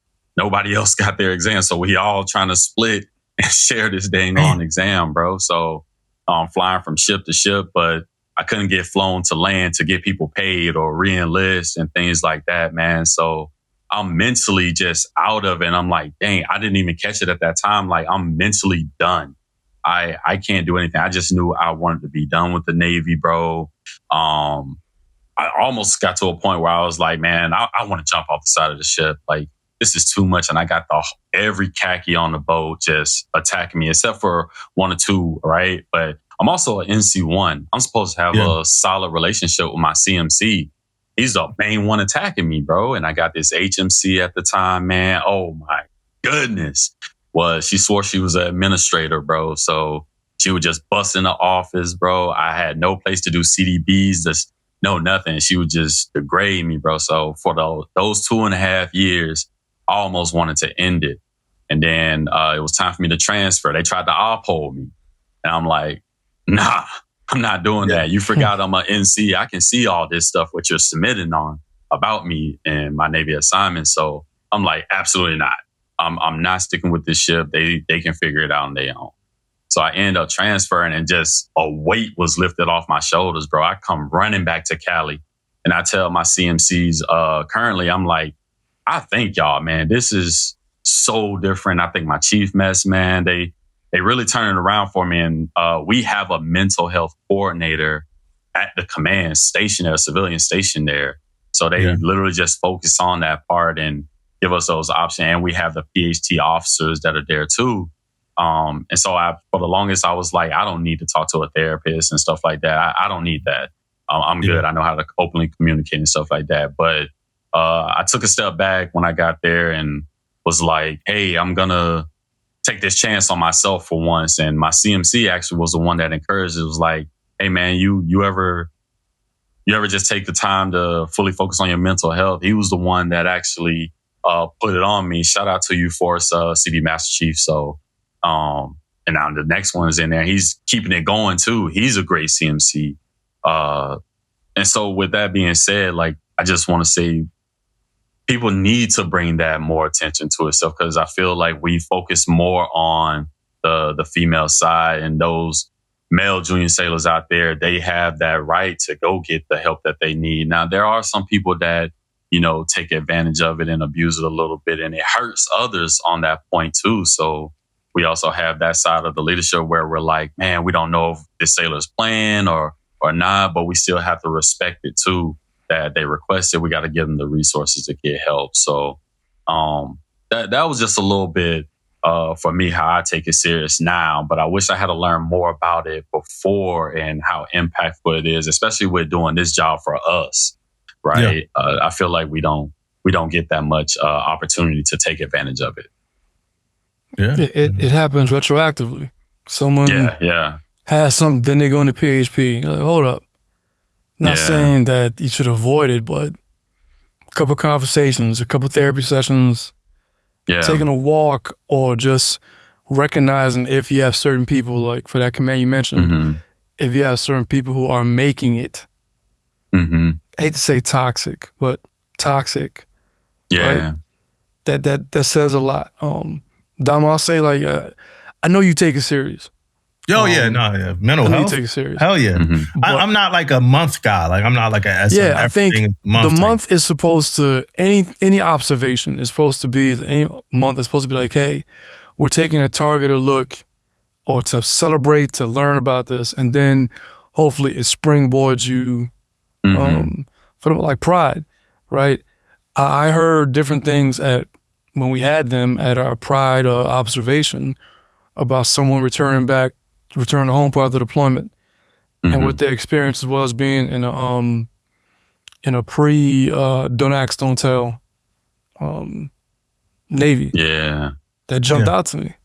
So that changed how I looked at how some of our brothers, sisters, and service members had to serve then, how they serve now. Yeah. So, damn, almost said something. I'm glad I ain't said. It ain't had nothing to do against you or nothing. It was something that I'm glad I ain't say just then, though. And it wasn't nothing against anything. It was just like we stopped doing something, and I'm confused about why we stopped doing it. That's all. Got you. Leadership versus lifestyle. So real quick for the people that's listening, love y'all. Quarterly kind of like check for us to let everybody know that this is a lifestyle podcast, not a leadership podcast. We just so happen to be not even gonna say that. We just so happen to be leaders. So we are leaders, but this is a lifestyle podcast. We started it to be lifestyle. It will always be lifestyle. Do we every now and then sync with subject matter experts and talk about programs and stuff like that? Yes. But we are not we are not registered as the podcast that's just generally here to talk to you about leadership 24/7. If it was, then we wouldn't have talked about Love Island for like 10 fucking minutes. Right? That's true. Right? War against sugar and grits. You know what I mean? Yeah. It's a lot of leadership podcasts out there. We love that it's an ecosystem full of different types of things. This is a lifestyle podcast. That's my first point. My second point is like this. One of the reasons, right? And we almost on episode 200, but I'll talk about this for a second right here. One of the reasons why we started this podcast was because shit to me just wasn't looking cool. Like at the point of time when I started this podcast, on the ship that I was on, I'll be super specific. A lot of those sailors, right? Like we're coming from places, and ain't none of them want to be no chiefs. Like nobody was aspiring to be a chief. I was having conversations with them. They're like, man, we don't want to be chief. Like that's not the move, you know? And so for me, and I'm speaking for myself, for all of our new listeners that ain't never heard me say this before 5-6 years ago, the shit just wasn't looking cool, man. Like, so the plan was to kind of lift the veil a little bit, close the gap a little bit, right? And like, hey, we are real people. We live real life. We do fuck up. We have watched the same shows as you guys. We do. We have had relationship issues. We've been fucked up on the money side every now and then. We come from, we come from humble beginnings too. We also did well too. We also juggle things with family too, right? All of these things. We deal with mental health too, right? All of these things is what we wanted to build our podcast off, right? We are not the just give you information about the latest Navy policy. You got people for that, right? You got good people for that. That's one of the things that Fat Chief does very well, right? So it's a lane for everything and everybody. We are not leadership. And so to add to that part about like all of our experiences and all of that and sharing that shit, people build off of that, right? So if you look at so the next thing I'll say is we interview a lot of people. We interview retired fleets. We interview retired captains, active captains, forces. And when we interview them, we talk about them and we highlight them and we celebrate them because, like I said, shit wasn't looking cool, right? And I got this thing about being in the Navy that like people think like you got to be quiet about what you do and about who you are. Some of those people kicked ass. April Beldo kicked ass. That shit should be celebrated, right? Like it's other careers and it's other careers. And we talked to Todd Presley about this when he was talking about his Gold Locker Hall of Fame point. It's other careers in the world that people do. People go set out and be basketball players, right? When they retire, they got highlights. They get celebrated. They kicked fucking ass, right? Yeah. Okay. You got actors, right? Rock and roll players. It's a Rock and Roll Hall of Fame. They get celebrated for doing great at their job. We got to stop acting like we got to be like this super quiet organization. It's a 20-year career. If somebody kicked ass, then I want to hear about the history of their career. I do. Like we have to take our career as serious as everybody else's career, right?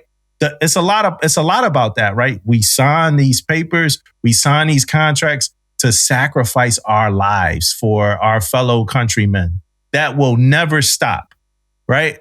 Like, so all of that, like, that's where the humility is, like right there. But like, I'm not going to not celebrate, like if we get the last McPon on, I'm not going to not celebrate him. I'm going to give him his flowers. Yeah. Right? Like, so, because, people get on and they post and they talk about things and they like, and so I just want to make that point very clear that we have to take what we do serious. We got to make this shit look cool, man. Mm-hmm. We have to make this shit look cool. Make young sailors, make young sailors want to stay in, make young people want to join. Like, there's some shit to be proud of, not to just be fucking, I'm like, no, it's some shit to be proud of. Yeah, definitely. That shit I'll definitely say I'm definitely proud of my career. Right.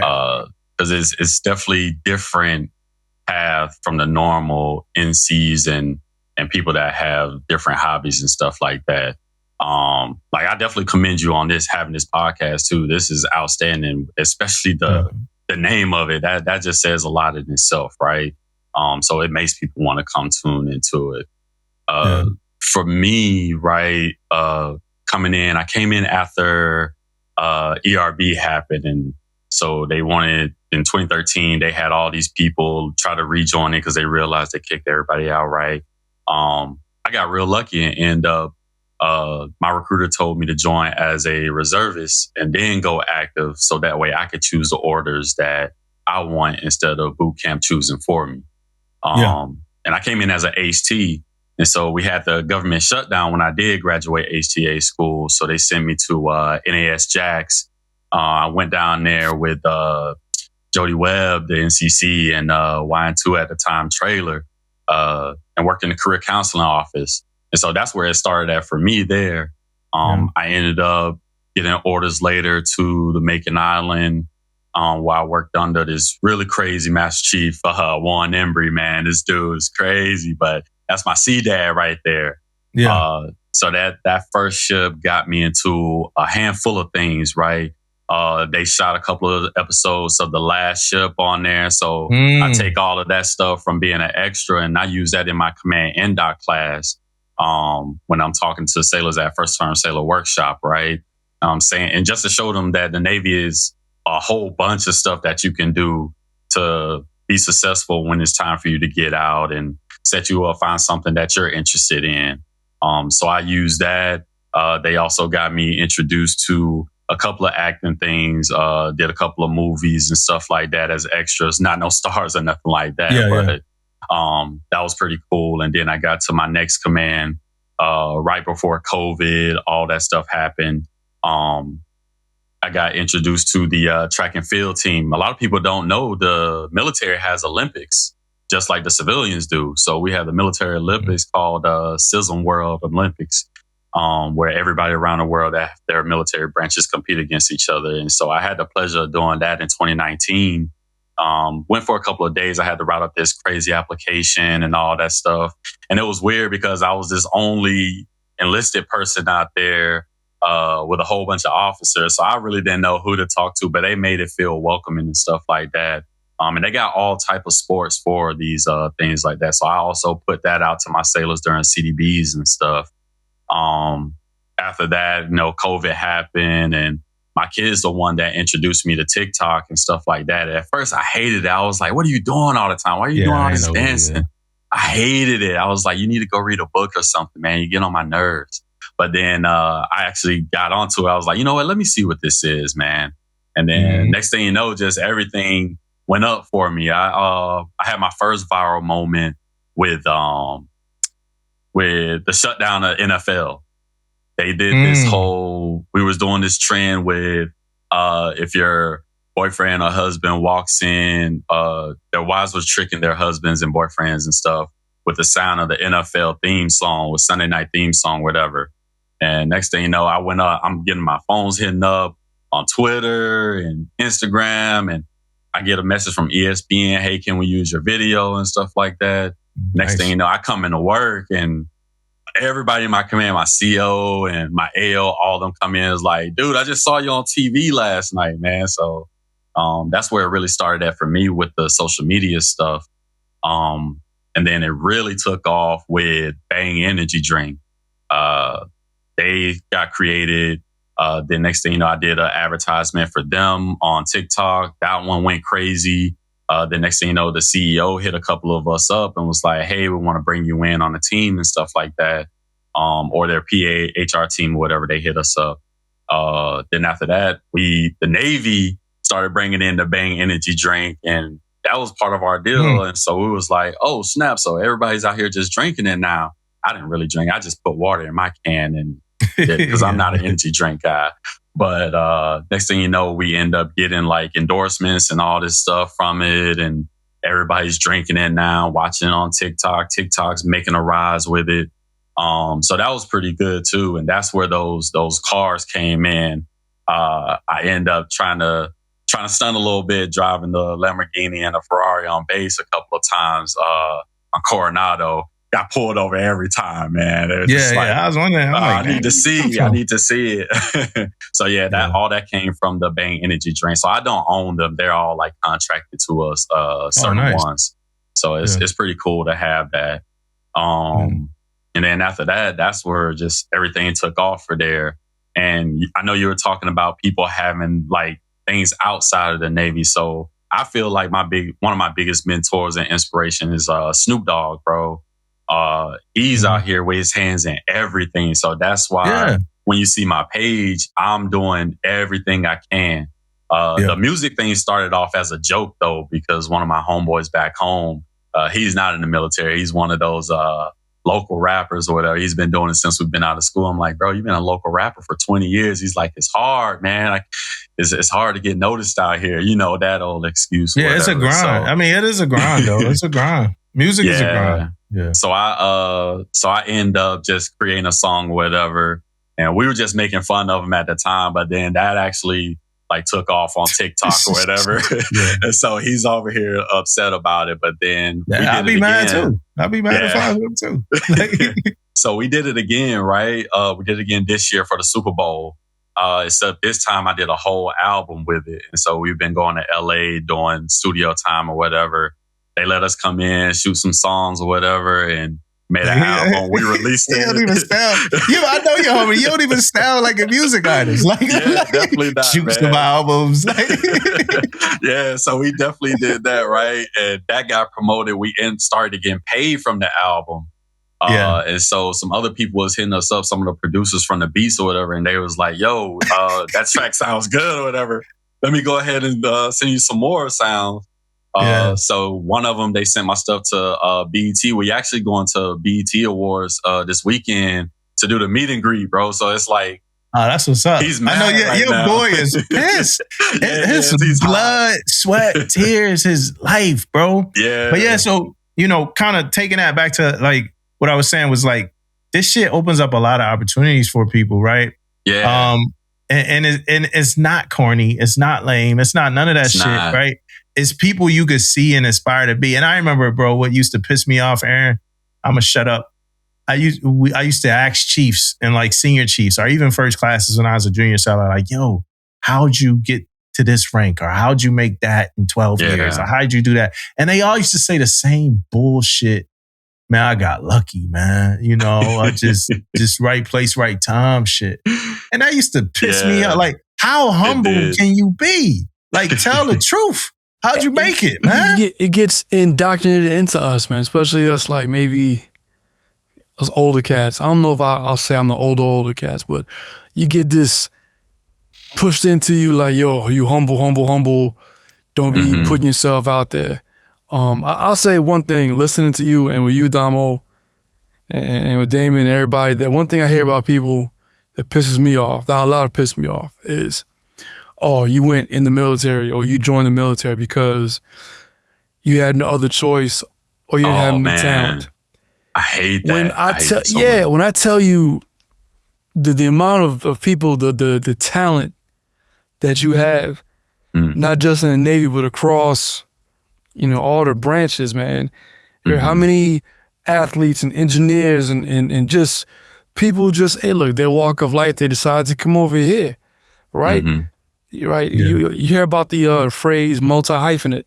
You're like, you guys are like for real legit multi-hyphenates as creators, as just creators. Yeah. It just so happens that you do it. Your day job is this. Well, not this, but your end does. You know what I'm saying? Yeah. So people don't ever say, oh man, well, you ain't no choice. What? Yeah. The level, and all the choices. You are a recruiter. You recruit talent. If athletes recruit, they recruit talent. If going back to record labels back in the day before you put your stuff out there on YouTube and what was it? What was the forgot the SoundCloud, thank you, right? No, you had people who are hired as A&Rs to go out there and to find talent. Yeah. So if you got recruited, they're recruiting you for a reason. Yeah, and so don't. You're not a mute body. You're a person with talent. And so don't mute your talent. That's like a part of my check-in, yo. That's a part of my check-in. I tell sellers like, don't mute who you are, man. Yeah, eat that shit, right? That's like a major part of my check-in. All right, off that, so like I said, lifestyle, not leadership. Off that, dude, I've been finding myself looking over my shoulder, man. Like when I'm grabbing just out the car now, bro. Like if I got on my uniform and I just made it and took my cover off, bro, I'm at the house in front of the driveway, bro. I'm like, oh, shit. Let's do this. Like, what the fuck? Like coming off a do-rag gate, coming off Markel joint. That shit got me on walking on eggshells, bro. Yeah, it is.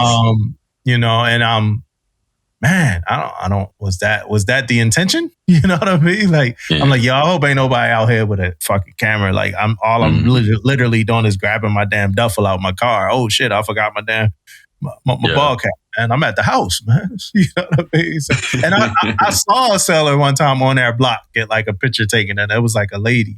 She had on some wild shit. She like just had on like just some wild shit. Like, they took a picture. But speaking on uniforms, why did y'all lie to me, Aaron, about the tropical uniform, bro? Who's y'all? Everybody that's older. I ain't trying to be cue that Rick Ross me. False accusations. Yeah. Nah, man, I ain't never said that, man. That shit is trash, bro. You had to wear that? No. Who, me? Yeah, the tropical. Yeah, you had to wear I came in 2000. I ain't coming in 86, man. That tropical was trash. The tropical short set. Yeah, with the long socks. Man, they need to bring that back, man. No, bro. Put it on the TikTok shop, man. Nah, don't do it. Don't do that, bro. Like, don't rock that. That might be a Halloween costume and shit. Nah, don't rock that one, bro. That's just a quick one. Because I saw the pictures, like the Navy had posted like a history joint. And I'm like, yo, people used to always say, yeah, when we was in fucking Guam, we wore the tropicals. Like, and I looked at them, I'm like, y'all wore those? Like, I've never seen it. You never saw it? I've never seen. Look it up when you get a chance. Picture. I seen the picture, the demo picture, but I've never seen people with past pictures having it on. Bro, yeah, I rock with the crazy. I want to know why the Navy has never brought back Johnny Cash, man. I don't know. Yeah, that did look dope. Because the Army got 13,000 uniforms. Why we can't bring back that one uniform? Yeah. I think Navy's trying to get rid of uniforms. I think Navy's trying to get rid of uniforms anyway, and they probably everyone else is not doing that. Yeah, we probably gonna get rid recruiting. The Marines is not. They're not trying to shorten their C back. The blood stripe still posing. I don't know if I can say that, but yeah. I don't know. Well, who knows? We probably gonna get rid of the pockets on the Type 3s. Why? All right, I'm gonna say it a little bit. I really probably can't say all this. It got to do with contracts and money and like losing a contract and not being able to afford the pocket from the company and like all these other things that I'm not gonna say. You can't afford a pocket, bro? A bunch of pockets, right? So a whole bunch of fucking broke pockets, are we? Right? It's a lot of pockets. Well, I don't think it got. I don't think it got to do with us. I don't think it's the company that makes it. Remember, we deal with wild companies that like don't exist before we fuck with them, and then like when we stop fucking with them, they go out of business, right? Like they the type of company. But I don't want to go too deep about the pocket because I'm gonna misquote shit. But I'm not just saying a rumor. I heard that Type 3 pockets could be changing sometime soon. We are the only branch dealing with this dumb shit. I don't think so. Why? Joe Buttons, why? Yeah, I don't think so. Bro, I haven't even got the Tupac shit, man.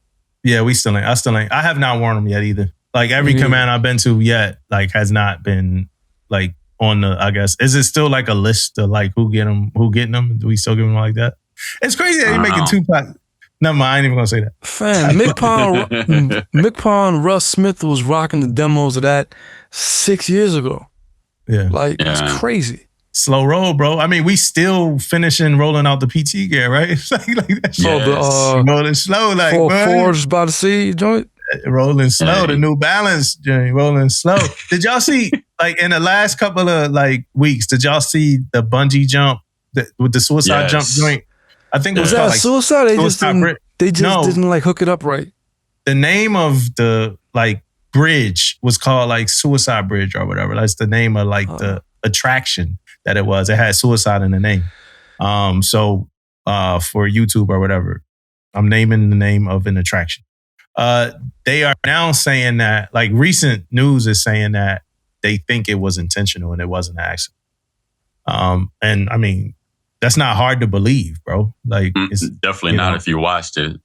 Yeah, that's not hard to believe. I think my wife told me that her either husband or fiance was there. Like he was in the back. He was recording or something like. Bro, I'd have been, yo.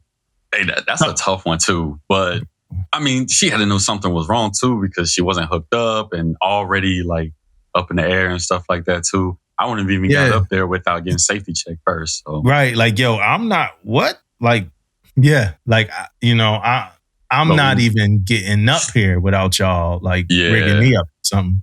Mm-hmm. They ain't got no safety protocol. They just walking people off the plank. Like they ain't got no safety protocols, bro. And they just looking stupid after that. Like, oh shit, we just like, she just fell to her death. And then like, I guess a nurse said she was still alive for a little bit. Mm-hmm. Like, I saw that. That shit was just sad. And I know it's kind of old, but that like, I was engulfed in that shit for a little bit, bro. Like, damn, man, I can't imagine. Yeah. And she was like 21, right? She was 21, 23. Yeah, so she was young, right? That shit crazy, bro. That's all. I mean, another thing that happened, y'all tracking the shooting death on the JFK? I saw it on Flash, but I didn't dive into it though. Oh, I haven't seen the details come out about it yet, but yeah. Yeah, I don't think it's too many details yet. It's just a crazy story, man. Like, I don't think it's too many details out yet anyway, but whatever it is, like, bless the soul of the lost and all that. And hopefully they figure something out. Cause I know it's probably more than one person devastated there. I got the article though. That article just pretty much says, boatswain's mate Seaman Jesse Broswell died following an incident involving a firearm. A sailor is currently in pretrial confinement in connection with the death. The Navy confirmed Monday, but no charges have been filed. So they investigating everything. Yeah.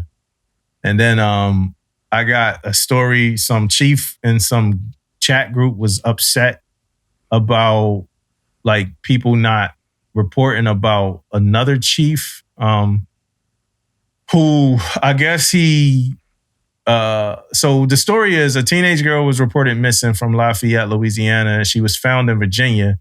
And the man she was found with has been arrested and charged in federal court, authorities said. All right. He's a naval serviceman. So I can't get from any other articles that he's a chief, but like another chief said he was a chief. But pretty much it says prosecutors said a parent reported her 14-year-old daughter missing after the mother found her engaging in inappropriate communications with someone claiming to be 18. Shortly after taking her phone and grounding her, the parent realized her daughter was gone. According to court documents, a rideshare took the 14-year-old to the airport. She boarded a flight to Norfolk. Both the rideshare and airline flight were purchased by the guy who allegedly ensured the minor victim would be able to board the flight without suspicion by providing a bogus date of birth for her to falsely represent her to be old enough to travel unaccompanied. Video surveillance showed the girl to have flown from Lafayette to Virginia and have been picked up by him, who was driving a vehicle registered to him. Law enforcement tracked him to a hotel where him and a minor shared a room with one bed. The minor later disclosed that she had sex with him in that hotel. The FBI worked closely with Lafayette Parish Sheriff Office to find a girl and bring her home safely, said a special agent. So the guy right now is facing 10 years. Like I said, word is he is a chief. I'm not sure. One of the listeners go in and comment, but I do know that he is a Navy service member, yo. And that shit there is disgusting. Right? Goodness gracious. Yeah, that shit there is disgusting. So, and comms period, right? And, like, so for me, I went through, not even comms, right? I'll say this. When I was at my second duty station, right? It was a dude there. He was a civilian and he was cool as hell. Like, we talked about all types of stuff. We talked about music and all types of stuff, shoot the shit about sports, everything. I came back one time to like visit. I came back to visit later in life, right? Made chief later, just was back around the command to visit and was talking to civilians that were still there. I'm like, yo, where's such and such? And they like, yo, you ain't heard? I'm like, nah, like heard what?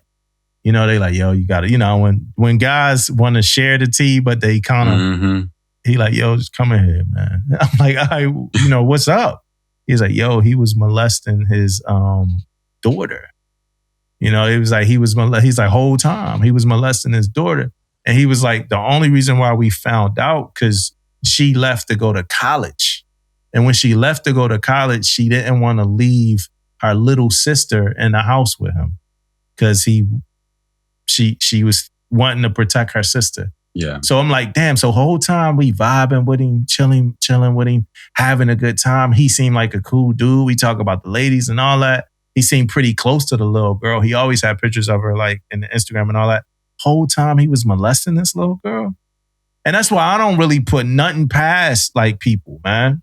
You know, because of shit like that. I don't put nothing. When people start talking about like the dark secrets people got and all that, I don't put nothing past them people, man. But yeah, so that's the story, man. A Navy guy, I know he's 27 years old, flew a minor out, took her in a hotel, started having sex with her, and who knows what the rest of the intentions were.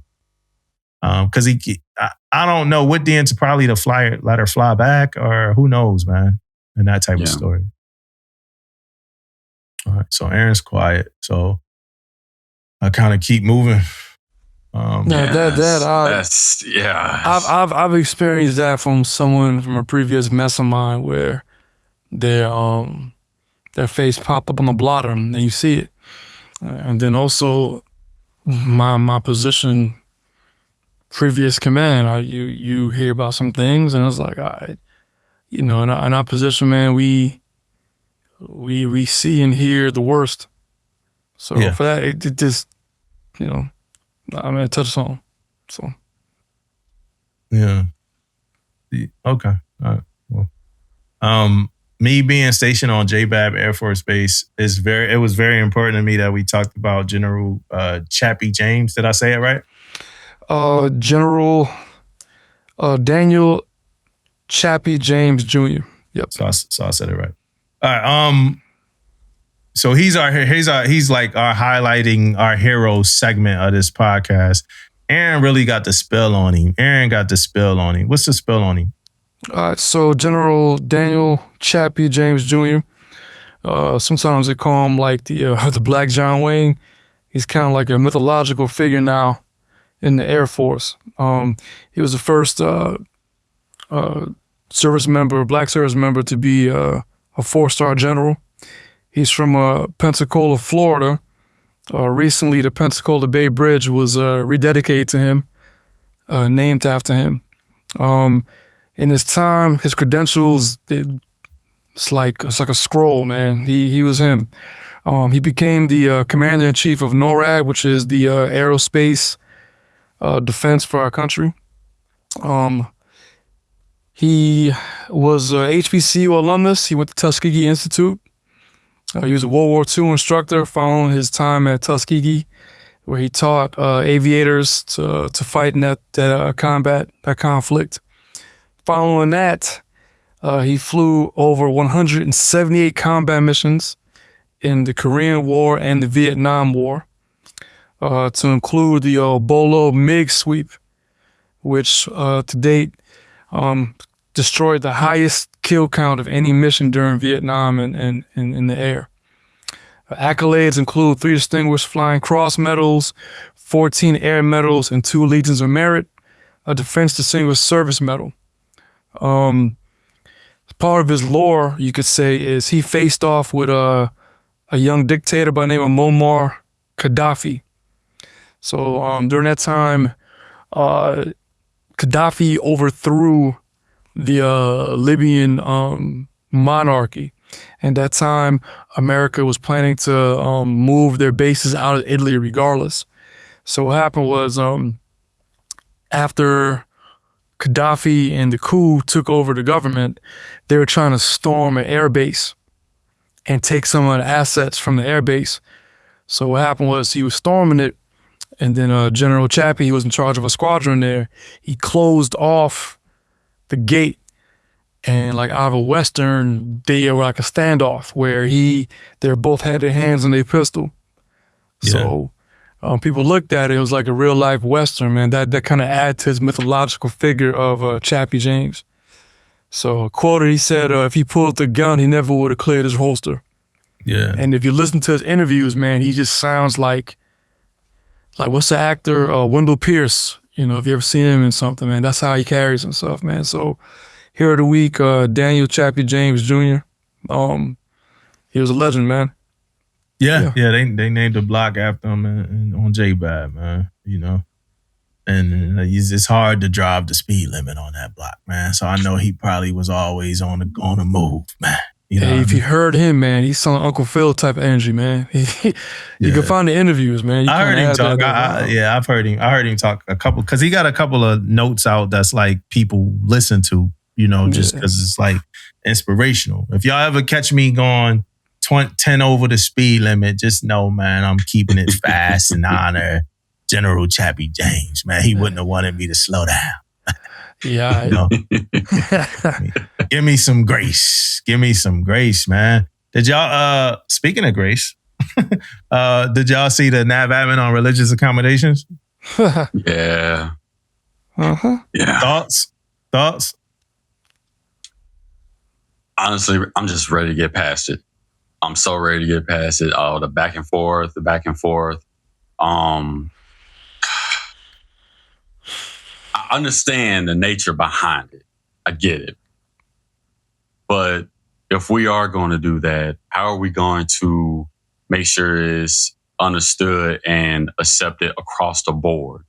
Does it affect everybody the same way? That's what I'm waiting for, to see how it's going to affect everybody. Yeah. What about you, Aaron? If we know what the instructions are, follow the instructions to the T. Follow the instructions. Make sure the qualified people speaking experience are in the right rooms. Yeah. To have the right arguments or to make sure the right enforcement happens. But it's not going to happen unless people actually be in accordance with.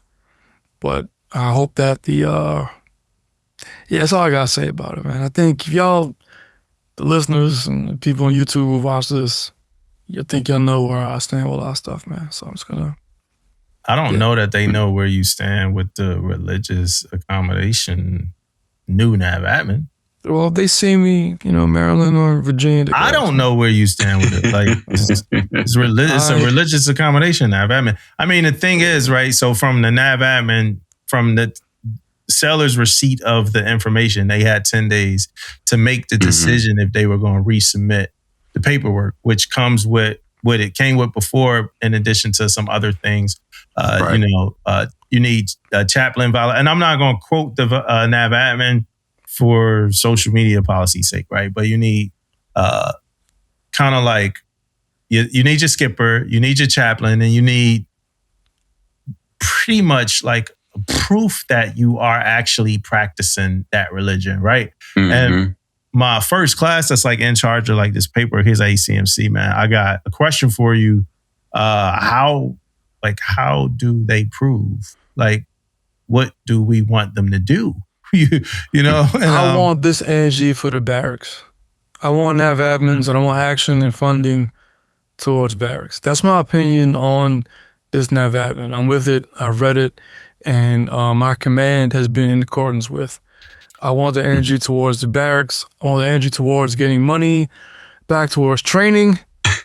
And I want attentions to shipyards. Yo, you funny, making bro. sure that's what the fuck I'm on. You can't like not say nothing and then cut me off when I start saying stuff. Well, that's my opinion. That's my opinion. My brain is on some other more relevant shit. That's what I'm on. Yeah. So you know what's crazy though, right? I do got something about regulations though. So you do know we have a do-rag scarf head covering NAV admin that's actually out there, right?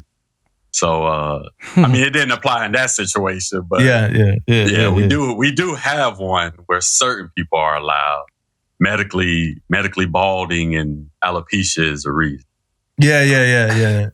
I remember back in the day, you pull into the port, hey, no white t-shirts. What's the big deal, white t-shirts? I remember they used to talk about that. Oh, no. Let's talk about that. It was a bunch of bullshit. They thought that you were against those thugs because you associate a white t-shirt with some type of like bad thing. It could be a clean white t-shirt. Nah, It you're was not wearing definitely that. It was that. My sellers were asking me that before. They was like, "Why was it like that?" I'm like, "Cause that's what people used to wear back Because in you the had day." some old bigots in charge who, just, that's what it was. Yeah, that white T-shirt shit was totally targeting. It was stupid. That was targeting. We could talk about that easily. Yeah. That was targeting. I don't feel like the religious thing is related to that, but that white T-shirt shit was definitely targeting. Like that wasn't it at all. All right, so we got action, right? From Forrest Houlihan himself, a message came out about feedback from selection boards, right? So it says Yes. feedback from selection boards, particularly to non-selects, is a constant topic with pretty much every group. Yeah. While I believe ECP's convenient orders and precepts answer most of the questions, I understand the request for more. So starting with active duty chief selection boards convening next week, board members will be asked to fill out a survey that will lend a bit more transparency to the process. They will be asked to provide feedback on the accuracy of OMPFs, detail common administrative discrepancies they saw in records, the effectiveness with which evaluations communicated potential for success at the next pay grade. Board members will be asked to annotate positive trends and factors they observed among those selected and the opposite for those not selected. They will be asked to comment on commonalities, not individual records. Once the board is complete, all surveys will be collected and analyzed. Sometime this fall or earlier, it is our hope to provide the results broken down by rating to the fleet. So, feedback. I got my own. You taking notes, Aaron? I put my phone and write it down, man. I don't go through the motions, Damo, man. Like I hear something, I'm like, I'm gonna follow up on this.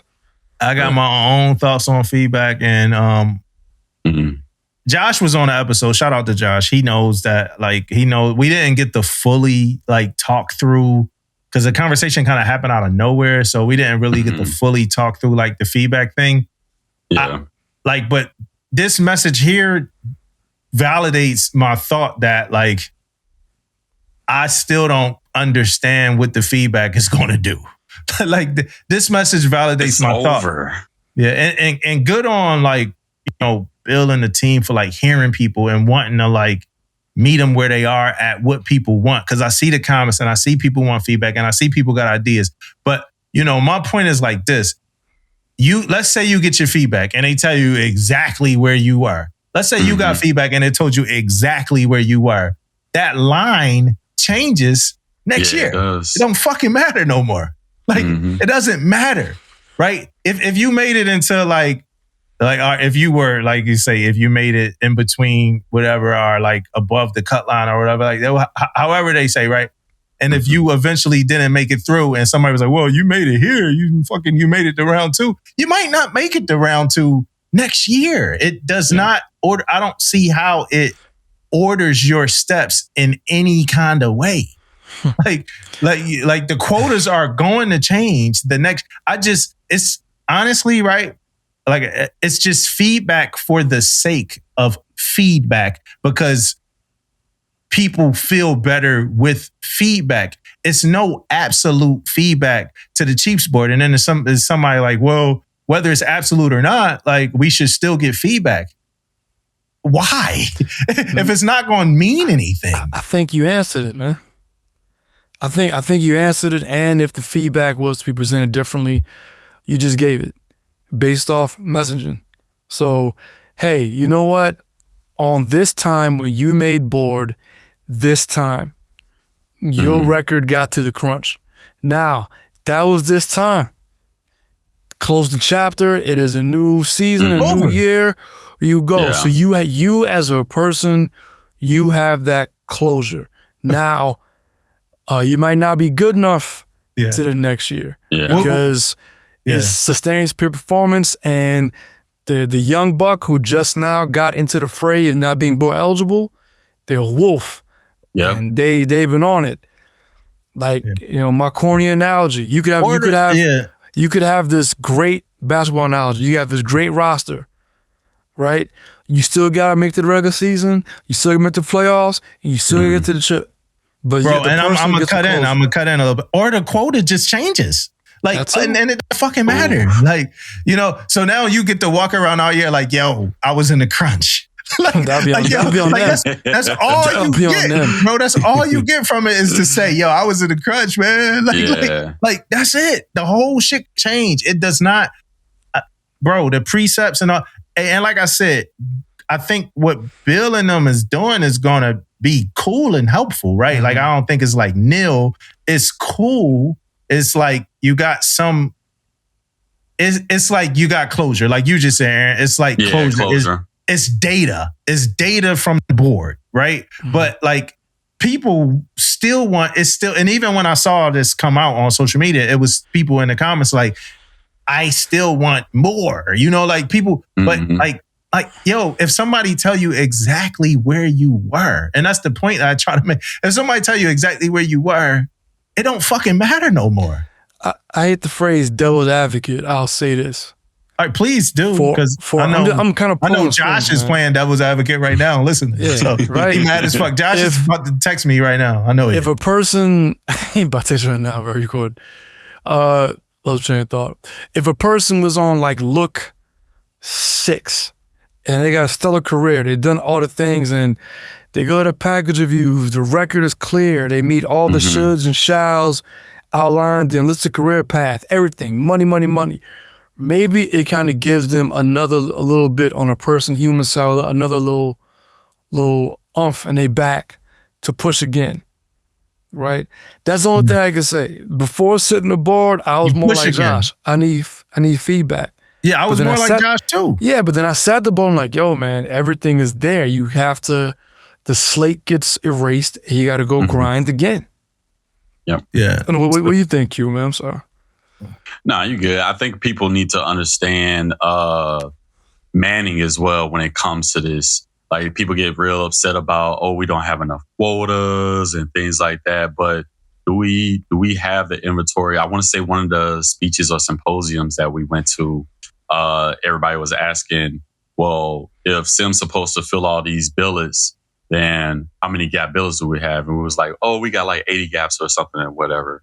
But the inventory in the community, we just couldn't allow. We're damn near closed out. So got to balance that out too when people thinking about it. I know back then, you know, junior sailors only think about one thing is, they say it's open, it's available. I need to progress. I need to get there. But all those other impacts too that come down, a lot of people not thinking about that part or receptive to that information as well too. Yeah. Yeah. Yeah. It's like, you know, I don't know, man. It's not. It's not a perfect process, but I get the process. I understand it. And it's just not your time sometimes. Hey, you just didn't meet that limit. How many times we seen somebody go through season and like, well, you did different from last time? Nothing. I just kept grinding, kept doing my thing. Pick up a new qual? No. Yeah. I didn't even submit LTB this year. For real? Nah. I just let it ride. Picked up like other cat, 18 enclosures. and then they picked up like.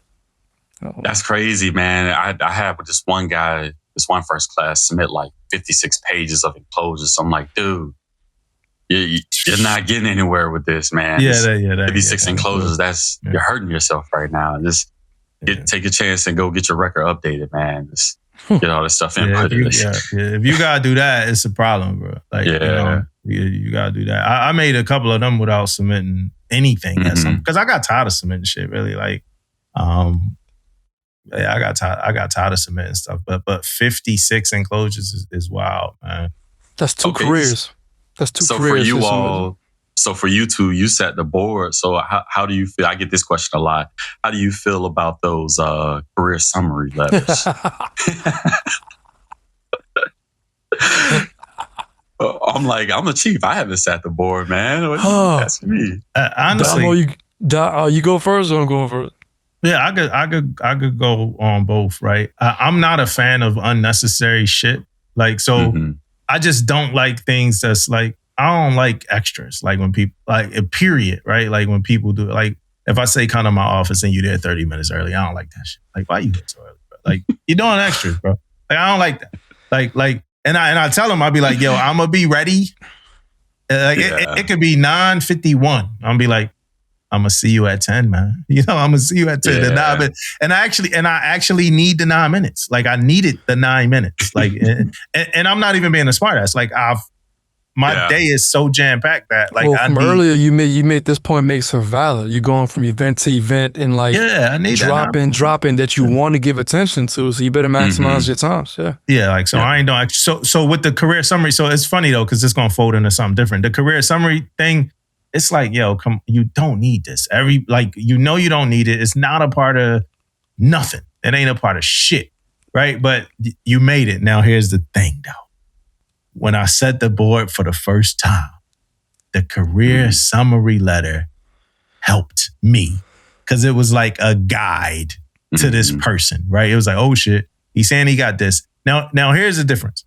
If I don't got a career summary letter, I'm going through your record and I'm pulling out all the shit you have, right? That's what I'm supposed to do. That's a part of sitting the board. If I do have your career summary letter, now I'm like validating what you have and using your career summary letter as like a marker to validate, oh shit, let me go find this. He's saying he got it. Let me go find it. She's saying she got it. Let me go find it. So it's a double-edged sword. I could do without it, but it is useful when I have it, like the way I use it. Not everybody probably look at it the way I look at it. But it was useful because it helped me chart that course. For me, on my progression, I never submitted one. I was indifferent. I got some templates, some copies. I thought about it, and I didn't. Because I'm sorry to cut you off. Just because you said that, I never submitted one. I never. Ew.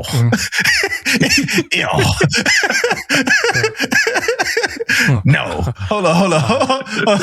Don't lie on me. That's the definition of my character. Don't motherfucking defamate my character. Hey, shout out to all the listeners that's working career summary letters. I love y'all, but don't put that on me, Ricky Bobby. All right, look, I'm it's done. too late. The board already convened. Yeah. I never done none of them. They in the grind right now. All right. There So for go. me as a source rate OS, I did not submit a career summary. I got some templates, thought about it, and I didn't. Reason why I didn't is because the advice that I got that was consistent was my rate wasn't quote unquote large enough to warrant considering submitting a career summary. Yeah. Then I heard other people advise that if you're in a large rate, it could help to kind of like, it'll help the reviewer kind of fine tune and grab the things to get a good look at your record. Funny part is I got some people who I serve with from those large rates. They're like, don't send me that shit. Another cat said, I like it if it holds up. So this is my opinion. This is not like hey, check out the Press 100 episode and Fleet Time Stalkers episodes for this. But anyway,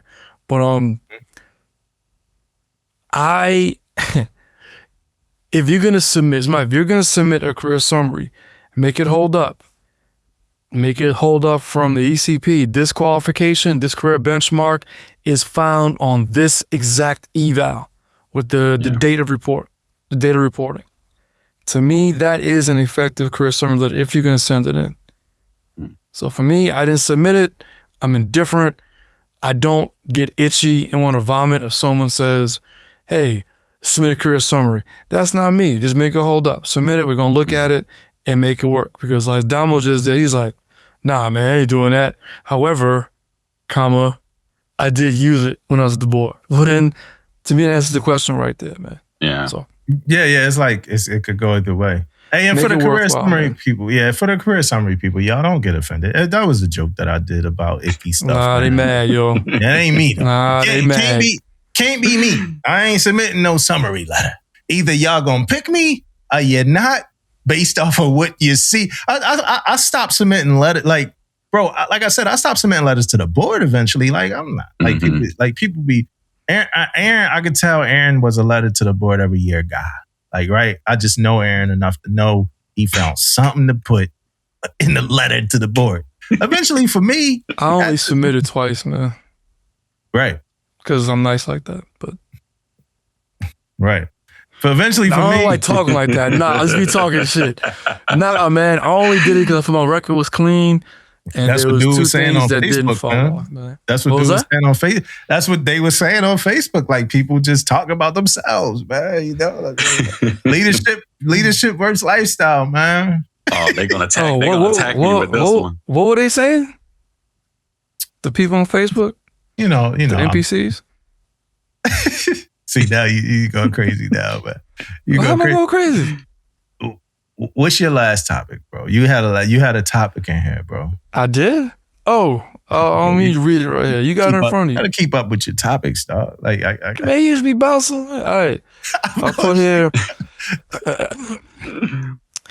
stereotypes and labels assigned to leaders who are not married, whether they're single, divorced, dating in a non-traditional or an unconventional union.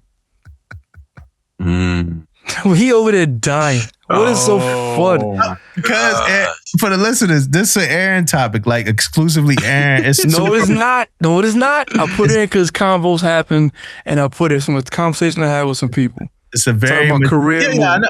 What I mean by between me, you and Damon, it's very mature. I'm gonna tell y'all what the Damon topics real quick, just so y'all can understand what I mean by that. This is what a Damon topic. If your command can't function without you, is that a compliment or a failure? Right? That's what a David topic is. We gonna get into that next week when David come back, right? But David started listening to the episodes. He didn't even. He started listening to the episodes. He didn't, so because he not be talking shit. But man, Aaron's topic is a fucking grown up ass topic. Lifestyle podcast. Yeah. Let's talk about it. You go. Me or Q? Yeah, it's my topic. Oh, for Q, for fuck ass. Q, are you? Yeah. Are you married, in a relationship, single? Yeah, married, man, married, locked in. Okay, Damo, you are married, happily? Come on, dude. Come on. Man. Yeah, you are. Man, little Angeline, man. I'm saying. God damn, she done had her cooking. Little Angeline. All right. Cooking, Angeline. Angeline. She invited me over as a gracious host. Oh, yeah. That was the best Super Bowl parties I went to, man. The spread was lovely. Your pops, he threw down in the kitchen, by the way. That shit was fire. I told you, I bring pop. What I say earlier in the pod, I bring pops through the cook. You know what I'm saying? He was in there just, yo, what's up, bro? What's up, boy? Yeah, Pop, let's spend some time together, Pop. Let's spend some time together. I got some pots and pans ready. Yeah. All right. I'm divorced and I'm dating. Mm-hmm. Okay. All right. So, what I've seen or heard from other people, right? Stereotypes, like, okay, there's this automatic assumption that if you're a person who is in senior leadership, that you should be married. One. Another stereotype is if you are in senior leadership and you're not married, or you must have been a horrible spouse. Yeah. Mm-hmm. Wrong, right? Third, how can you comment or advise and lead as senior leader, whether you're DLCPO or more importantly, a CMC, and if you're single? Like, you have a family. Yeah. Right? If you were married in my case, you married for 20 years, you know what a healthy family looks like. I could still advise on that. Yeah. So what are your thoughts on that? Absolutely. So I definitely hate the stereotypes, right? Because you just never know for me personally, I'm gonna definitely listen to the divorce guy, because that person got all type of information to spill to me. Especially if he's walking around happy or she's walking around happy and stuff like that. Hey man, you was married or nothing like that? No? Okay, you just single, you never been married before. What can you advise me on then? Why haven't you been married or something like that? Give me that type of advice. Or at least your knowledge on why you haven't been married, stuff like that. So, and most people, it could have just been a career move. I just want to know how you can help me get through this shit. At least that's what I go by since I joined the military, is listening to senior people advise me on how to maneuver, whether it's career-wise, marriage-wise, whatever, relationship, anything. I think that's why I've been good at this Navy thing so far. So, married Married, divorced. I'm probably gonna listen to the divorced person more than I am just a regular single person though. Yeah. And I think like the shoes you in gives you a little bit more enlightenment because you are divorced and it's fresh. So I think you get a little bit more enlightenment and understanding the way things. And the reason why I say that is because when I originally joined the Navy, like originally, I wouldn't say I was in like the greatest shape of my life, right? At some point while I was in the Navy, I did hit the greatest shape of my life. And in that point, people treated me differently, like than they treated me in the other point. So I had a completely different perspective. And that's like the whole laws of attraction and like just people treat people different based off of how they look type shit. I didn't notice it until I looked different. Right. So I think like you get a good kind of viewpoint because you see from a different perspective.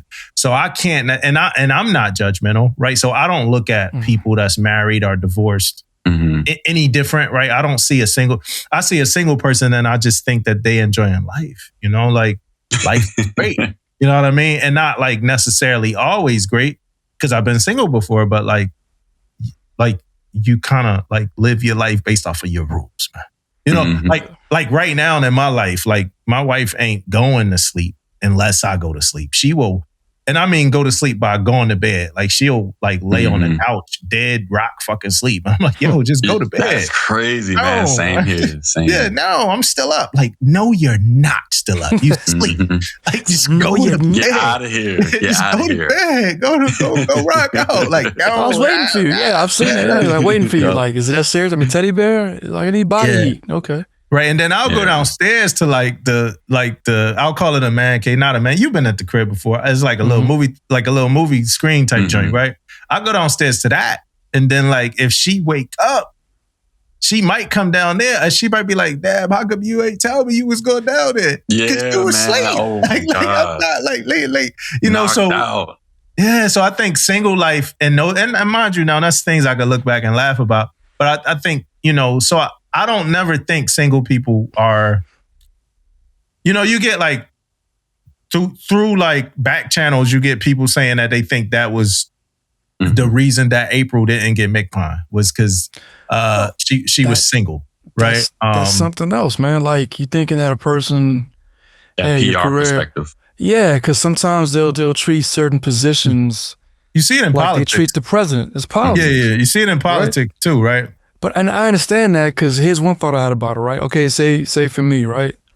I move differently now as a single person or I'm in a relationship, right? But I move differently if I was actively dating because I'm not about to be. I met my ex-wife pre-app era, right? But now I'm not making some app profile. I'm not doing certain things because, yo, man, the CFC, that cruiser, man, yo, man, we matched on this. Oh man, that's crazy. Hell nah, you got to move different. You know what I'm saying? So, you know, and that's like a president, like, yo, man, I went out with her, yo, she a good time, he a good time. Hell nah, it's a CMC or nah, bro, or the XO of someplace. Yeah, so you just. If anything, that person has even more restraint. Yeah, I mean, and I view that like the whole like have to be married. I kind of see some patriarchy in there too. I don't know if I want to dig too deep into that. Oh shit! By the way, speaking of politics, shout out to retired Admiral Nancy LaCour. Doing her thing. I see that. Yeah, you know, me and Aaron both worked for her, so doing her thing. Boom! Shout out to her. But I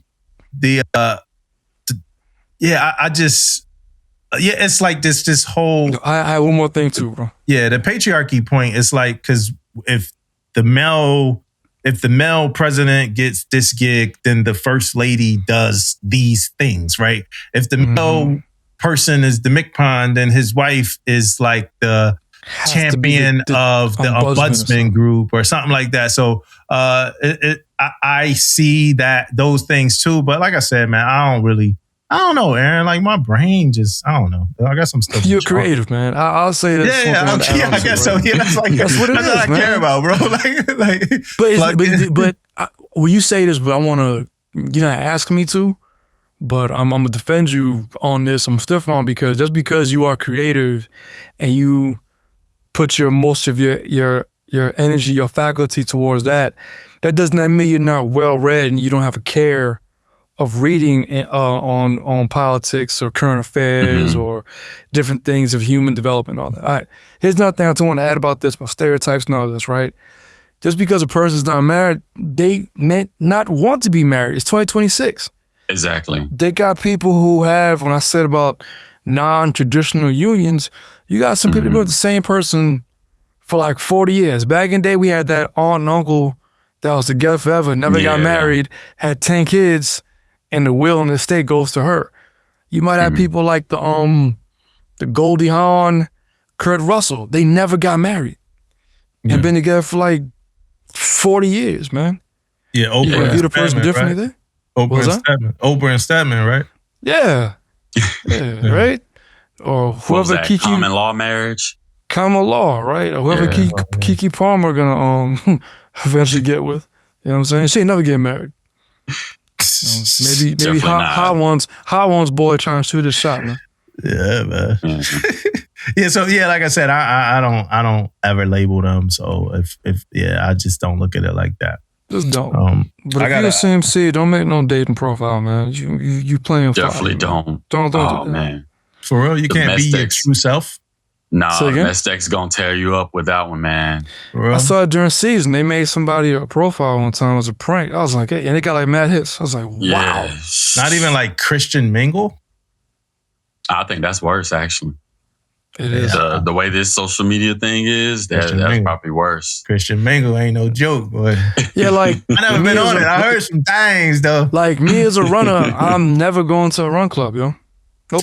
Yeah, I keep hearing about these run clubs. Okay. I'm in the run club, but none of that crazy stuff is happening that everybody be talking about, man. We go to coffee shops and stuff like that, but that shit sound like Cole. We go to coffee shops. That shit sound like some Cole. Hey, if they ever ask, you tell them. I ran past a run club, and I went to a run club one time, and I'm good, man. Nope. He like, yo, what y'all do yesterday? We went to Einstein Brothers.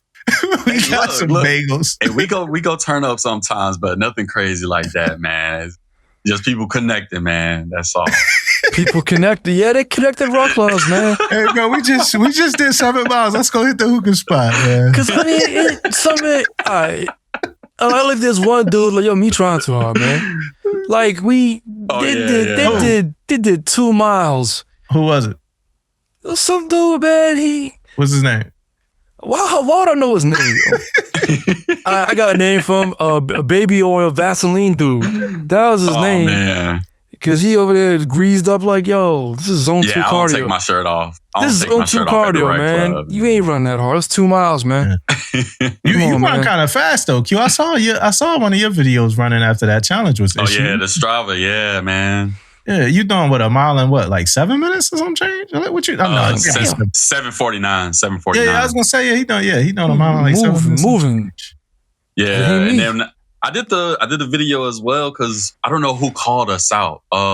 Somebody called us out. It was a chief that called us out. I thought it was an officer, but it was actually a chief. And I went to the track. I was like, I don't see nobody out here dusting me.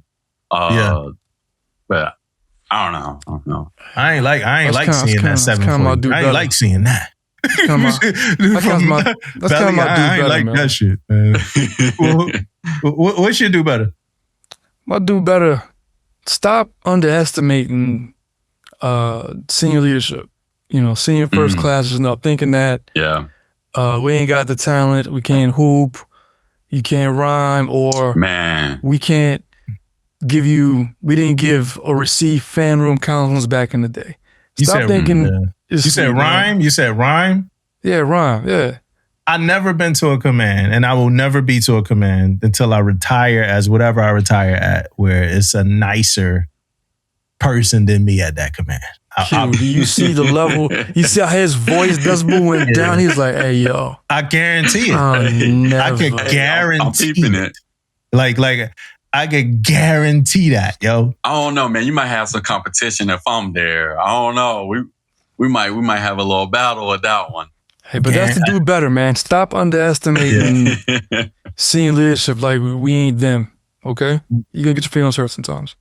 Yeah, my do better is easy, right? And man, I talked to one of the homegirls today. She told me not to say it, so this don't got nothing to do with OpNav. Let me just say that this don't got nothing to do with OpNav. I love y'all on that side of the house, and so it changes my do better a little bit. But my do better is, and I'm sure Q could probably relate to this.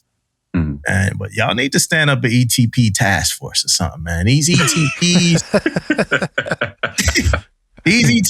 take super long. You know, my NCC, he just emailed people. He like, hey, I'm just asking y'all about the ETP that I sent off 8 weeks ago.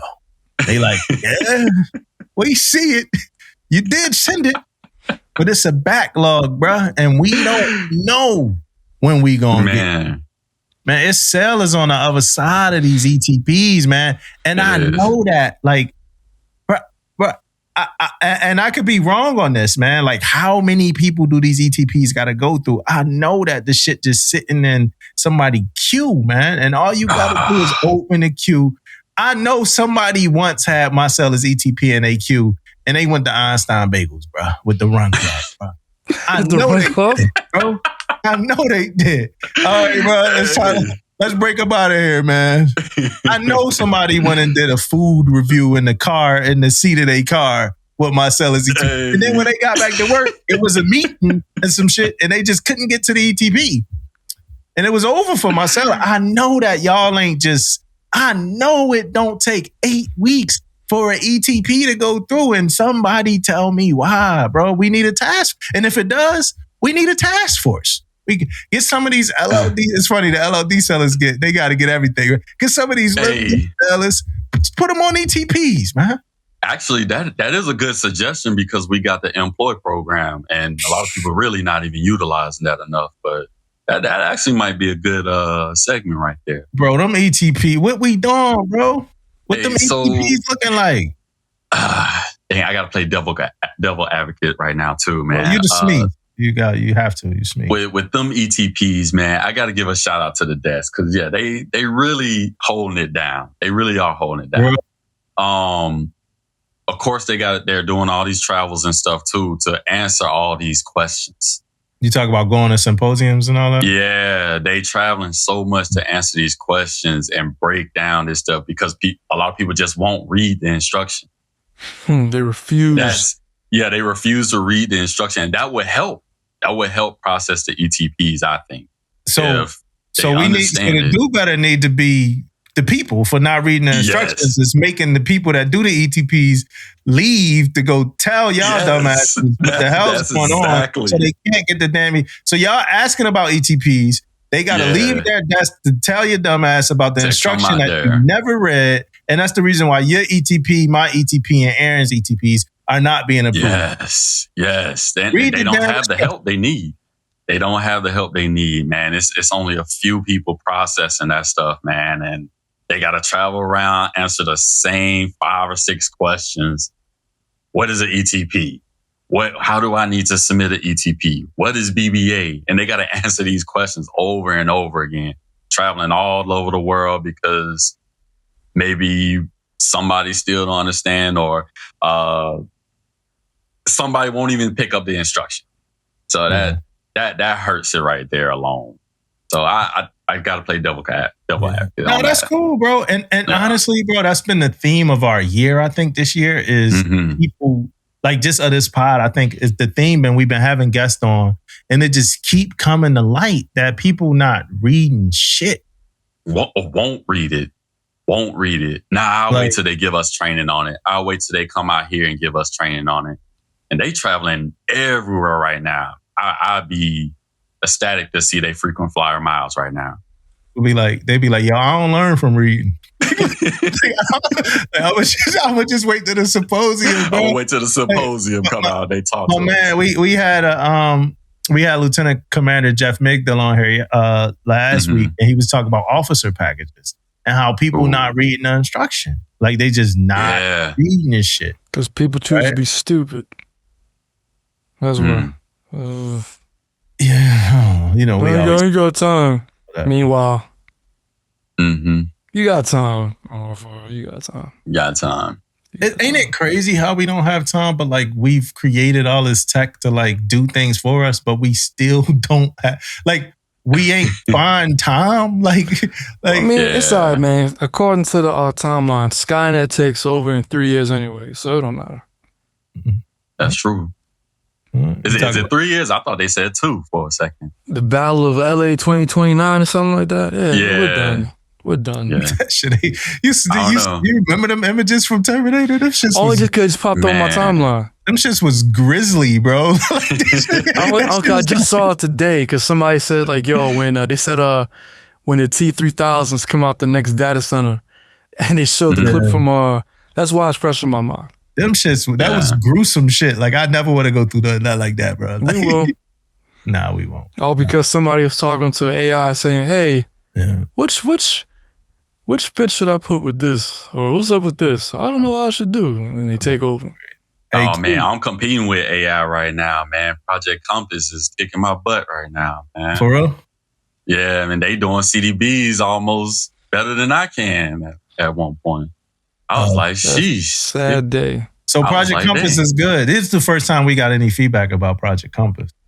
Yeah, so I actually went through it last cycle with the testing of it and stuff like that. They actually do communicate with the sailors. I mean, sailors check their phone anyway, so they get the alerts. I got to drag people to my office now, man. But they actually do like give you the full suggestion of, hey, these are the commands we think you should take based on your resume and all this stuff, based on what you put in your preferences. A couple of the commands I was not happy about. I'm going to just say that. But I got the orders I want, so I'm good. Yeah, but it was actually real good with communicating. That's what's up, bro. You got to do better? A do better. Actually, me and Joey working on this one right now. We trying to do better by our NC1s right now, man. The training we had last week in San Diego, it came down to CDBs again, but it was more of supporting as ISIX and TICOM, supporting our NC1s on the waterfront. And we talk about CMC relationship to them a lot, right? At our trainings, how they need to step in there, be open-minded and all this stuff to get better relationship with the CMC.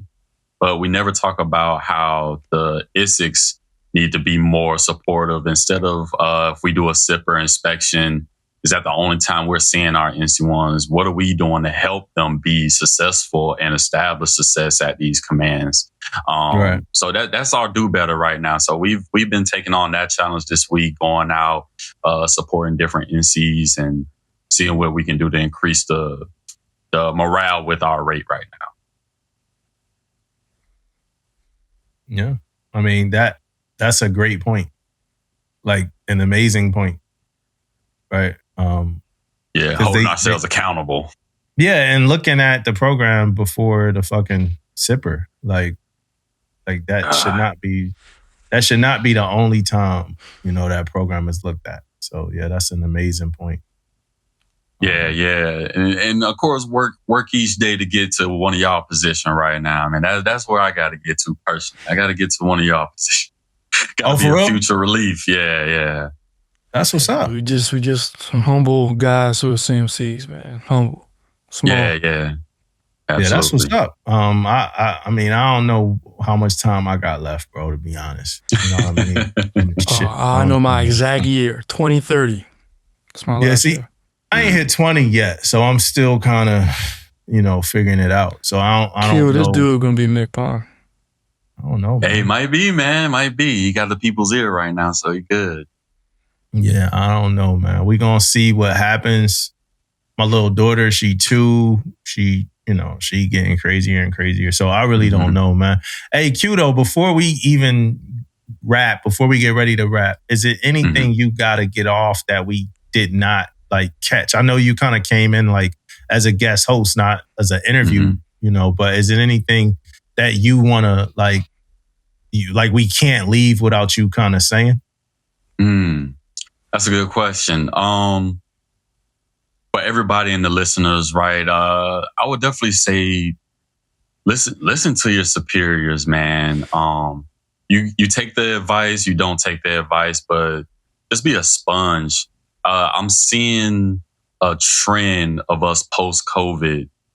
For example, I'm seeing less care post-COVID for people and their service members with their personal careers and personal life and stuff like that. Now I'm just seeing, well, I don't care. I'm just, time goes by. It is what it is. Versus pre-COVID, it was everybody was getting after it. And if something was messed up on their they didn't leave admin or they didn't leave their senior leadership until it was fixed or something like that, or they got an answer. Now I just feel like we dragging people to care about their own careers and personal goals now. So definitely hope people take a step back in that direction. That's all I say right there. Yeah, it's like we got really good with like individualism, right? And we kind of lost a little bit of that like connection, right? Like you could do this by yourself. I'm going through that right now with medical, man. I went to my medical. I had the phone numbers for the people to reach.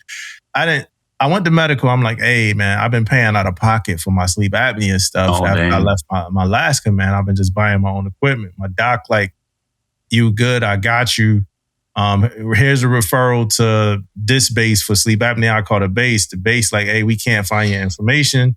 So you need to call the sleep apnea doctor. I call it sleep apnea doctor. And the base also like, we can't put a referral in you. And for you, your PCM need to do it. I'm like, my PCM told me to go to y'all. Like, all right, cool. Yeah. Oh, your sleep apnea doctor, get the information from your sleep apnea doctor and then give it to your PCM. Right? It's like, and then same thing with my like ortho, right? It's like, hey, get the number for ortho. I call my doc a couple of days. I'm like, hey, I forgot the number. He's like, hey, here, go direct. So I call the hospital. They like, hey, you can't call us. You got to call the appointment line. Bro, I called the appointment line. The appointment line was like, you don't got a referral. Like, yo, my PC. I don't know. It's just but maybe I just wanted to get it off my chest, man. But all of this like individualism, like it was a time where somebody just put that appointment in for you.